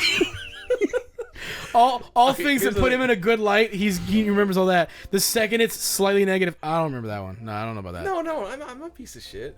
I'll admit that. I'm not trying to put myself in a good light. Well, don't I'm boogie just- 2988 yourself. I don't know what that means. You'll get it later. I'll show you. Wait, the that's documentary. that guy. Oh, yeah, he's like a pedophile or something. No, but he spends No, but basically. I think he kind of is. Like, she's Probably. Like, she's But I like mean, the self-degrading, barely- yeah, like, but anyway. just depressing No, to talk But to. what I'm saying is, like, I recognize that I get tilted in Overwatch, but at the same time, what I'm trying to say is it really wasn't like personal. In the moment, I may have been mad at the thing that I perceived the thing that you were doing. Like, I may have been like, okay, the person who is playing this specific character is an idiot and should kill themselves, but that wasn't directed at you. Except when it was. No, I'm just kidding. No, legitimately, he's though, looking. He's like, who's playing Reaper? BJ. legitimately hey, BJ. though, it's so like for me, it's so transient, and I recognize this because I started playing Overwatch again. It's a problem. Also, side note, that is a there is problem. no bigger hell than trying to climb as a healer, because if you are a good healer and the healer on the other team is good and no one else is good, do you know what you get? No kills. Yeah. Both teams are just shooting at each other and missing, and nobody dies ever because the healers are good. So anyway, I remember those. so I've been playing, and I get tilted, and this is probably That's the thing the about only Overwatch. other game that's really tilted me is Destiny when I'm playing like multiplayer on there. So like I'm usually pretty good about not getting super tilted at games, and I think that's kind of where like this comes from, is like I'm not prone to being that kind of tilted, but that was the game that tilted me. So I understand Yeah. it being like annoying for you, but I really want to drive home that it was not personal. Whatever happened, I forgot about it as soon as the match was over. I'm not I mad at didn't. you. Well, I'm sorry. I don't mean that. I'm not. Another thing about Overwatch that I remember, and this is one thing that you two both have in common. Oh, when boy. you're both wearing over-the-ear headsets and you're really into a game, you both Breathe get that heavily. mouth breathing like... Part of it too is like I'll like have an ear itch and like I'll go like that and it pushes the mic towards my mouth. And Yeah. then I'm fucking like eating the mic and I don't realize it because I'm in the middle of the match. I remember playing while high a couple times, and I'd just be like eating chips, like on mic without muting. And everybody would be like, who the fuck is eating those chips? Well, you know what was the worst about it was Devaney. Yeah. Devaney was like both those things. Like And very then like, every night at like 11 o'clock, her power would go out. and it was just like, I mean, it didn't bother me until it did. And then I would try to be what nice sucks about it. is it's not mouth breathing for me. It's literally just I'm fat, and then Well, yeah, I'm fat. and I'm then totally and then fat. like I just like for whatever reason like my room gets like stuffy or something, and like one of my noses stops up, so it's literally all the air coming out of one. Where it's like What are your noses? yeah, one But of my no, noses. I mean, legitimately, Yeah. for me, the thing is like I'm always fat. I keep the room pretty cool. Like I do the things to mitigate. Right, you got to keep the I'm meats not, cold. I'm not wearing a lot of clothes. The room is cool, but then all of a I'm in sudden, the fridge. all of a sudden, the game gets heated, and so do I. yeah, I was gonna say, bro, I could be buck ass naked in Yeah. that chair, and I'm gonna start sweating like a motherfucker in yeah, like the middle where you're that's like, the thing. It's like, fuck Yeah. yeah, You guys move, ever- Junkrat. You guys ever sit naked on like a pleather chair? No, yes, and I don't want to. It's bad. it's bad. I Like, assume in it sticks wet. to everything. Under certain conditions, your nuts will get stuck, and then you'll have to pry them off. See, I had that happen when I used to play soccer, and the shorts were too short. Oh, just get stuck to the bench. It was in the car. What did they get stuck to? The This leather car seats. seat. The leather Oh, seats. I in the thought you car. meant Yeah. that they just got like lost in between No. the seats. No, and like, well, no, like, and I, yeah. Hold No. on. Well, no, and I just wouldn't realize what was going on until I went to stand up, and all of a sudden it's like, whoosh, and it's like, Hachi Mama! Do you remember that night that we were all really drunk and we decided to play Smash, and I made Devaney cry? Yeah. That was a good night.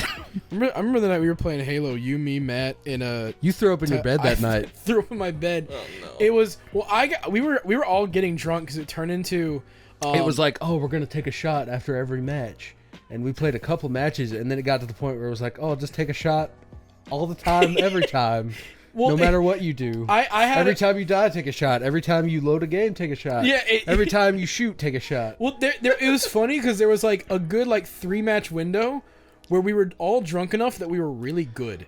Yeah, we like- were having a good yeah. time. I love that sweet Yeah, spot where that- you're like 1 or 2 beers in and you're like just You could see the Matrix. fucking zenning. Yeah. Dude, Oh my God. no, that's the best People I've don't played. understand. That is It's the that drunken master shit. There Yeah. are people that don't get to that point though, and it's like so sad. It's like, how do you even live your life? Do you know what the absolute best thing to do in that state is? What? And I'm not kidding, is drive. No, thank you. I love... Never mind. Don't incriminate yourself with this podcast. I've never done anything Matt, wrong. Hard edit pass. this out. Matt, edit this out. Matt, wait. Don't do it. Demonetize. Demonetize. No! Matt, censor that. I was wondering what that noise was on the couch. It was you. Yeah, just put a big dick over that gun. You scooted and the gat fell. The gat. No, that was one of the most fun gaming experiences I've had because we were gone. Like Matt sent that video of him shirtless, And then rubbing you his sent that titties. video of you falling over in the bathroom. I was fucked. And then like I was in the bathroom for so long that I came back and put the headset on. I was like, "Y'all still here?" No one was on the party chat. Yeah, I we was thought you like fell asleep. No, I was literally on the floor of the bathroom, like laughing my ass off because I was like just fucking gone. And then I went to bed and threw up in my bed because I woke up and like, oh, it smells bad. And then like I just got up and went on with my day because I didn't see it. And then I come back in and I just see the fucking spot. I'm like, oh shit. Yeah, it was all. Thankfully, it was all like liquid. So like, because I had like That's nothing better. to eat. Yeah, because it was easy to clean.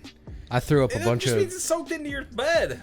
I mean, to be fair, I spray, like, my mom has all those, like, super organic, like, whatever the fuck, healing properties, cleaning Oh, stuff. crystals, yeah. Basically. Put the crystals in your bed. It yeah. makes Put it the all crystals in tap water. Yeah, and then you spray the bottle. Yeah. No, but I cleaned my bed, thank God. Like, and I thankfully, I hope, I was just, like, I spent the rest of the day acting, like, sick. Or, like, that I had food poisoning or something, because I was just like, oh, Mom, I threw up, I don't know what I'm I had actual alcohol poisoning one night, and I was like 18, and I had to call my dad to come pick me up. And I was like, Dad, I think Dustin undercooked the burgers. And then he comes and like I open the door to his truck, and I have to like claw my way inside because you have to step up on the thing, and I was way too drunk for that. And I like clawed up onto the seat like I was getting out of a pool. And then I just like laid in the seat, and then we got home and I fell asleep on the couch, and then my mom was like, you got really fucked up, didn't you? And I was still drunk at that point, and I was like, no, it was a bad burger. Just drunk BJ, but, no, it's a burger, I swear. It's a bad burger. What do you want your episode to be called, Joey? Sticking out your gap for the Rizzler. It's funny because I was gonna suggest Skibbity Jolit. Stick it out your gat for the Rizzler. This is definitely one of the episodes of all time, huh? Yeah. Anything else you Undeniably. want to talk about here at the tail end, or Anything you want to promote, Joey? Me to promote? Yeah, check out my Twitch channel. Everything Bird Must Feed everywhere. Twitch, Twitter, yeah, check it out. Come on. Is that See y'all real? there. No. No. would you vote for the Game Awards, or have you voted yet? Yeah, I voted Baldur's Gate for Game of the Year because I really want to stick it to the AAA studios right now. Mm-hmm. And honestly, I really don't. I mean, maybe Zelda was the only other one that I feel like was an actual I did contender Zelda out of for the options. action adventure. Yeah, I think I put them for action adventure. I don't remember what I put for every category, but I know I put it, even though I know Baldur's Gate's gonna get it. I put Yeah. Final Fantasy for RPG just because I wanted it to get something, and then Ben Starr for voice actor. And then I know for racing we all put Forza. Or did you put Forza? Or did you put? I didn't put Forza. I put Hot Wheels. We were Oh, between yeah. Hot Wheels and Forza. I think we went Forza just because Hot of Wheels the, is legitimately very good. Forza is also good, but it's not doing anything new, I feel. yeah, that's fair. I think it's just kind of piggybacking on what Horizon did. Yeah, it's not a problem. I mean, I think it's fine to have a solid, like, simulator, not simulator hybrid kind of game out there like that. But at the same time, I feel like they shouldn't try and do annual releases in that situation. I agree. I feel like they should just kind of stick with it until there's an actual generational jump. Like that's kind of what I miss with a lot of games, is seeing like I mean, a big leap between the new iterations. when a new console came out, buying the first racing game on that console was going to give you the best indication of how things could look. Yeah. I mean, to be fair, Forza has always kind of been that of like, this is probably the best game that's going to look in terms of first party, like whatever. Because I mean, Yeah. we talk about this all the time, but when we saw the release of Forza 4 like trailer, BJ out loud was like, "Oh, they took pictures of Mexico. Wow, nice cactus." And then it zooms out to gameplay, and then it'd be like, "Oh fuck, that wasn't a real cactus." Yeah, and it's like, yeah, because Forza's always been like the graphic powerhouse. I have absolutely no problem with Forza. I just really feel like they should do it more as like a season pass for like new areas and new cars. I feel like that's what they're instead gonna of new do games. For new cars, especially. I think that would be. Well, because Forza in the last generation only had Forza Horizon 3 on the Xbox One. Because Forza Horizon 1 and 2 were 360. Motorsport got, I think, maybe 5 and 6 in the entire Xbox One generation. Horizon 3 was just the only one we got. And then Horizon 4 is what we just got recently for Series X. So Horizon, at least, is the longer gap in between. Cause it's Yeah, that seems to be the real benchmark. Yeah. I'm just like not a big racing game person overall, but I feel like they've really encompassed what that type of racing game should be, and I'm totally chill with that. Yeah. Except for the annual releases. I feel like it kind of does the game itself a disservice when there's not an actual change and they're calling it a new game. I just can't get into racing games unless there's like a really big gimmick. Like, That's why I like the Hot Wheels one. Like to me, like our arcade style racing is the most fun, and so the Hot Wheels is great. what was that one in the arcades where it was literally like speedboats? Oh, River Racer? I totally could have told you. No, Hydro Thunder. Hydro Thunder, that's the one. Yeah. That Get it on the Steam Deck. It's great. they have it on there. Well, you gotta Well, yeah, you emulate it. But yeah, it's But great. when I was filming that Brad Paisley and Keith Urban video, it was in an actual arcade with working machines that they had just modified, where you just press to play. And I unlocked every boat in Hydro Thunder that day. Nice. It was You great. know what was another great one? Both console and in the arcade was the pod racing. Oh yeah, Yeah. pod racing. Love to see a Star new Wars pod 1 racing. Racer? Yeah. I used to miss that machine, like the one The thing you used to have in machine the was movie theater. coolest. Oh my god. Have you guys So seen, fucking Have you dope. guys seen like actually been doing a current arcade and played the Mario Kart in it? I thought it was just Japan. Where would you go for that? These days? There's 2 arcades in Nashville. I think David and Busterfields? no, I wish. No, in there's one that's like a pinball arcade style kind of place. That one is like, you know, whatever. It's a bar. They're barcades basically. So you basically buy drinks. You buy a pass and all the games are free. Mario Kart's the one you have to pay for, and I'm assuming that's a Nintendo thing. So you have to put in your credit card and shit. It's legitimately super fun. I And- believe it. I mean, yeah, I like Mario Kart a Yeah. lot. In Japan, they used to have one that was a Sonic racing game, but the thing was, to control it, you had to stand on a treadmill and run. Oh, Holy And fuck! I remember seeing a picture no of wonder it. that one didn't come to America. Yeah. If that game had come to America, me and Luke would be fucking like JoJo jacked We'd right be now. ripped. But I'd be skinny as shit. I remember seeing pictures of it, and each treadmill was a different character, and it just looked like damn, that's Olympic cool. training spaces or something. That's really cool. I like that. Like I kind of miss. Well, I say I miss. I wasn't part of that era, but like the arcade, like Oh, I like, loved it. I Oh mean, my god. shit. I was too poor to properly enjoy it, but even as a poor, stupid kid, we would go to the bowling alley or whatever, anything that had an arcade, and I would literally just wander around and watch people play. Because, I mean, I didn't have the money. I couldn't play as a kid. Yeah. My parents were like, don't waste your money on the arcades. We have arcade at home. And it's like We do best both have ever. the same memory of going to CC's Pizza in Franklin and playing Gauntlet, though. Yep. Oh, my God, yeah.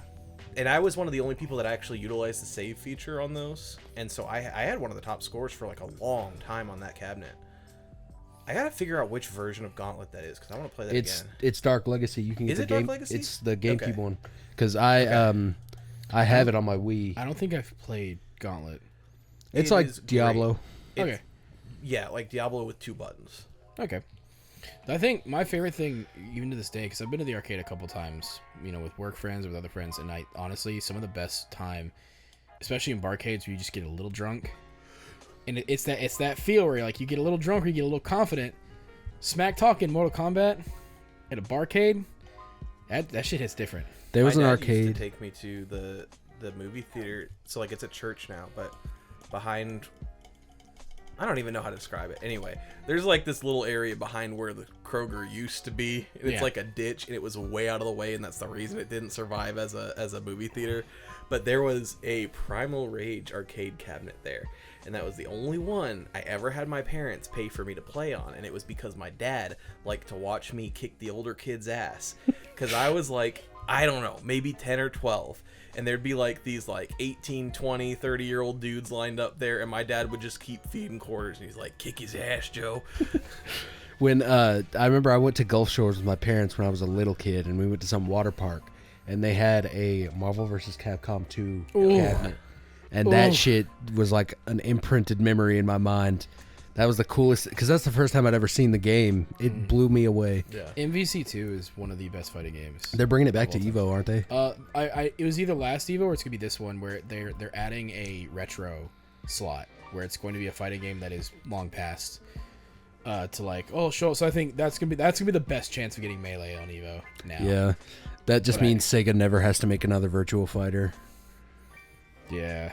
Well, they will, or they'll just keep putting 5 into. Yeah, it's just going to be 5 Ultimate extra. But the only time they re-release it is in the next Yakuza game.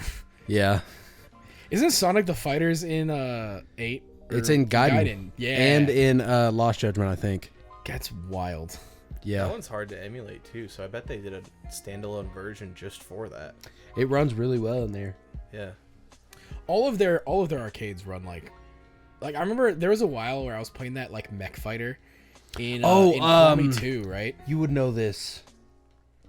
It's like Armored Core, but you have Macross? no. It's like It's a the fighting old game. Sega one. It's you versus another mech, and it was the most Something slide. Jeez, I don't know. It is one of the most infuriating mech games I've ever played in my life, and I played it so long that I forgot I was playing Yakuza for a while. So when I hit the home button on my Xbox, I was like, oh fuck, right, I'm playing Yakuza, shit. But I mean, I beat I wish. Sonic the Fighters in. Did you ever God. play the GameCube Animal Crossing? Yeah, I have love that not. game. You know how you can play the older Nintendo games in there? Yeah, that was a good little collection feature. I wish they would bring that back, but you know why they don't? It's because 'Cause- stupid Nintendo. It's the same policy around their virtual arcade. There's been that like rumor for a while where Microsoft wants to buy Nintendo, and I know it's never gonna happen, but I legitimately tried. hope it does, just for that kind of thing. I want Nintendo to get their shit together about Melee at Evo, at Anywhere. I want Nintendo to get their shit together about their older game library, and then I want them to get their shit together about Pokemon. I want them to just stop being so fucking uptight and let me play the Yeah. goddamn games. Yeah. the problem is that Nintendo is quite literally in a position where Virtual On. Oh yeah. Yeah, that's the one See, we're I don't even talking think about. of those as mechs, but yeah. well, yeah, it's like but Yeah. it's like oh a yeah, fight, I love Virtual On. I played that on there was Virtual On Ontario Tangram or something like that I played on the Dreamcast all the time. I love that one. dude. It was so cool. The You could, like, unlock the illegal parts and Dreamcast? shit. Yeah. The Dreamcast is low key one of the like most underrated gaming Super systems. underrated. It Yeah. like what it did. Was, People are still making Dreamcast games. Yep. which is wild.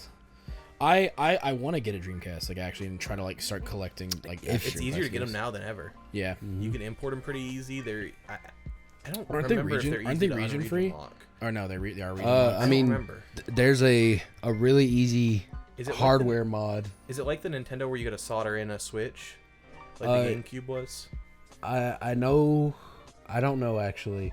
I'll have to look into that. But even if that's the case, you can just download a version for Yeah. the system that you have and just put it on any disc that you might have. yeah. But I saw a software or a hardware mod for a Dreamcast where you can just take the disc drive out and put in an SD reader. Oh, okay. That's And cool. yeah, Yeah. I would love to just have like, cause I'm gonna be like, I obviously we've gotten Yakuza now, but like I honestly kind of want to play OG Shenmue just on a Dreamcast yeah. for that like think I've authentic got experience. I want to play Sonic Adventure. I want to play Adventure 2. I want to actually play. Those There's are better- costumes that you can't get on the GameCube ones, I think. But they're better on the GameCube ones. No, unfortunately. Adventure 1 is not. Oh, okay. Well, I two still for think sure it is, just because of that's the one that I played. Well, I'm saying that I'm in terms like I'm talking about like gameplay, like it's like smoothed out and. Well, so glitches Adventure 2, fixed, 100%. Adventure 1, for whatever reason, when porting it and making whatever, there was more bugs and glitches that came about Gotcha. in the process that like there's it's small things, but like there's like a lot of turns where Sonic will clip through the wall in the GameCube version where he'll just like smooth run across a thing because it's just how the GameCube hardware was. They couldn't get it. Adventure 2 runs like a dream on the GameCube, but Adventure 1 has bugs and glitches that were not on the Dreamcast version that are on the GameCube one, which is and their character models look a little better on the Dreamcast one because they're a little more like pudgy there, whereas they're like that shiny, glossy like. Yeah, They're they don't more fit in with their. but Yeah. it's like in a good way. Yeah, they feel more expressive in the Dreamcast version. Aren't there like chows you can't get on the GameCube version as well? Well, because you have to have that Chow game thing On the on the Game VMU on the memory Game card. Boy. I told Matt about that recently. He didn't know that the VMU existed. Yeah, I love and then the VMU was the way to do Chow stuff realistically in the original games. Yeah. And then you had to have a Game Boy with the Chow game. I think I've still got 3 or 4 VMUs. That's again such a wild, crazy idea. And it was fucking cool. It was really cool. Oh Yeah. my god! At the time, it 'Cause- was so 'cause it was dope. basically it was like a pain in little- the ass yeah, because they were well, yeah. expensive. Yeah. and that was your memory card, and you had to they had to sit in the controller. You had these 2 slots, and your controller was heavy as shit if you had 2 of them in there. I love the way that controller feels, though. On our controller episode, we were talking about the Dreamcast. It looks uncomfortable as shit, but when you actually hold it, The Feels awesome. only Good, yeah. downside is the stick is like the Janky, cheapest yeah. made plastic yeah. ever.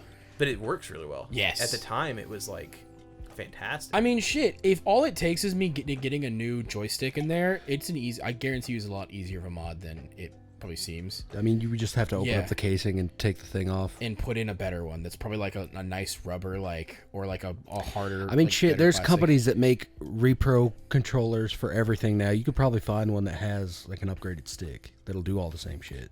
We were well, you talking. can. I mean, you could just use like a modern controller and Well, yeah. do that if you're wanting to. I still just like the Dream because like the Yeah. Dreamcast, like you said, does not look like it would fit well, but then you hold it, the way the triggers are, the way the button press, you're like, this feels I got to great. hold one of ahead the of its Saturn time. controllers at Multicom, by the way, which if you get a chance next year, I think you should probably check that out Okay. because it's $60 for the weekend. I don't know how much a day pass was. What kind of But- con is it? It's Everything technically a Comic Con, but they have like a vendor room the size of MTAX, and the gaming room is as big as the vendor room is. Nice. Like they have 3 or 4 rows back to back of pinball machines, and then 2 long rows of arcades. We played House of the Dead and a bunch of other shit, and then they have 4 long rows of tables where on each side is a TV and a console, and just games all the way down. It was amazing, and nobody was playing them. Well, nobody was at the con, but you could just walk up and play whatever you wanted. It was awesome. Nice. Sounds good. They have like cosplay and everything. Yeah, they had like a cosplay contest, and they had like actual payout fighting game tournaments, but I don't think anybody entered them at all. No. Yeah. Do they have like anime screenings and stuff like some of the cons? No, but they did have some guests that were interesting. Like Karen Fukuhara was there from The Boys. Oh, I haven't seen. She's the girl. She's Well, also I've seen in, a couple episodes. she but was I- in Bullet Train as like the hostess, She was in and Suicide Squad. and she was Katana in Suicide Squad, and she was in what's the Dead Space horror, the horror game from the Dead Space devs, Callisto Protocol. She was in Callisto Protocol. Okay. Yeah. And Danny Trejo was there, and he made me feel like an asshole. Why? I think I told you that, didn't I?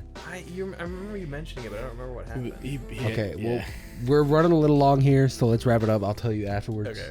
Because they've already heard this story like 3 times. My bad. You're good. But thanks, everybody, for checking us out. Thanks for looking at Joey. We love Joey. if Joe ever wants to come back, he's more than welcome. Like, Oh, Yeah. man. we've been wanting to have you back on for a while. I All think you it's gotta just, do is invite me. well, I think the problem is that like Tuesday is our day, and normally I And don't I think work. you. Yeah, we know you work during the I week. work a day job. Like I'm on my 9 to 5, Monday through Friday, We- sometimes I- Saturday. if you ever want to, like, if you can find a way where it's like, oh yeah, Tuesday could work, we can record later. It doesn't matter to us if you want to come on. Okay. And yeah, if it I mean, we're comes- usually hanging out till like 1 or 2 a.m., so if you Yeah. want to come by after work. yeah, you can just hang even. Like, you're more than welcome to come by. We always do dinner and shit. So. Matt will chef it up in the kitchen, bro. Fire. Yeah, it makes some really good ramen. Anyway, thanks for listening. Check out our sponsor, Dubby. W.GG. They still have some of the cherry blossom flavor from Black Friday. That sale's going on right now. Hit them up, get some shakers, t-shirts. Use code TakeItSleazy at checkout. And as always, take it sleazy.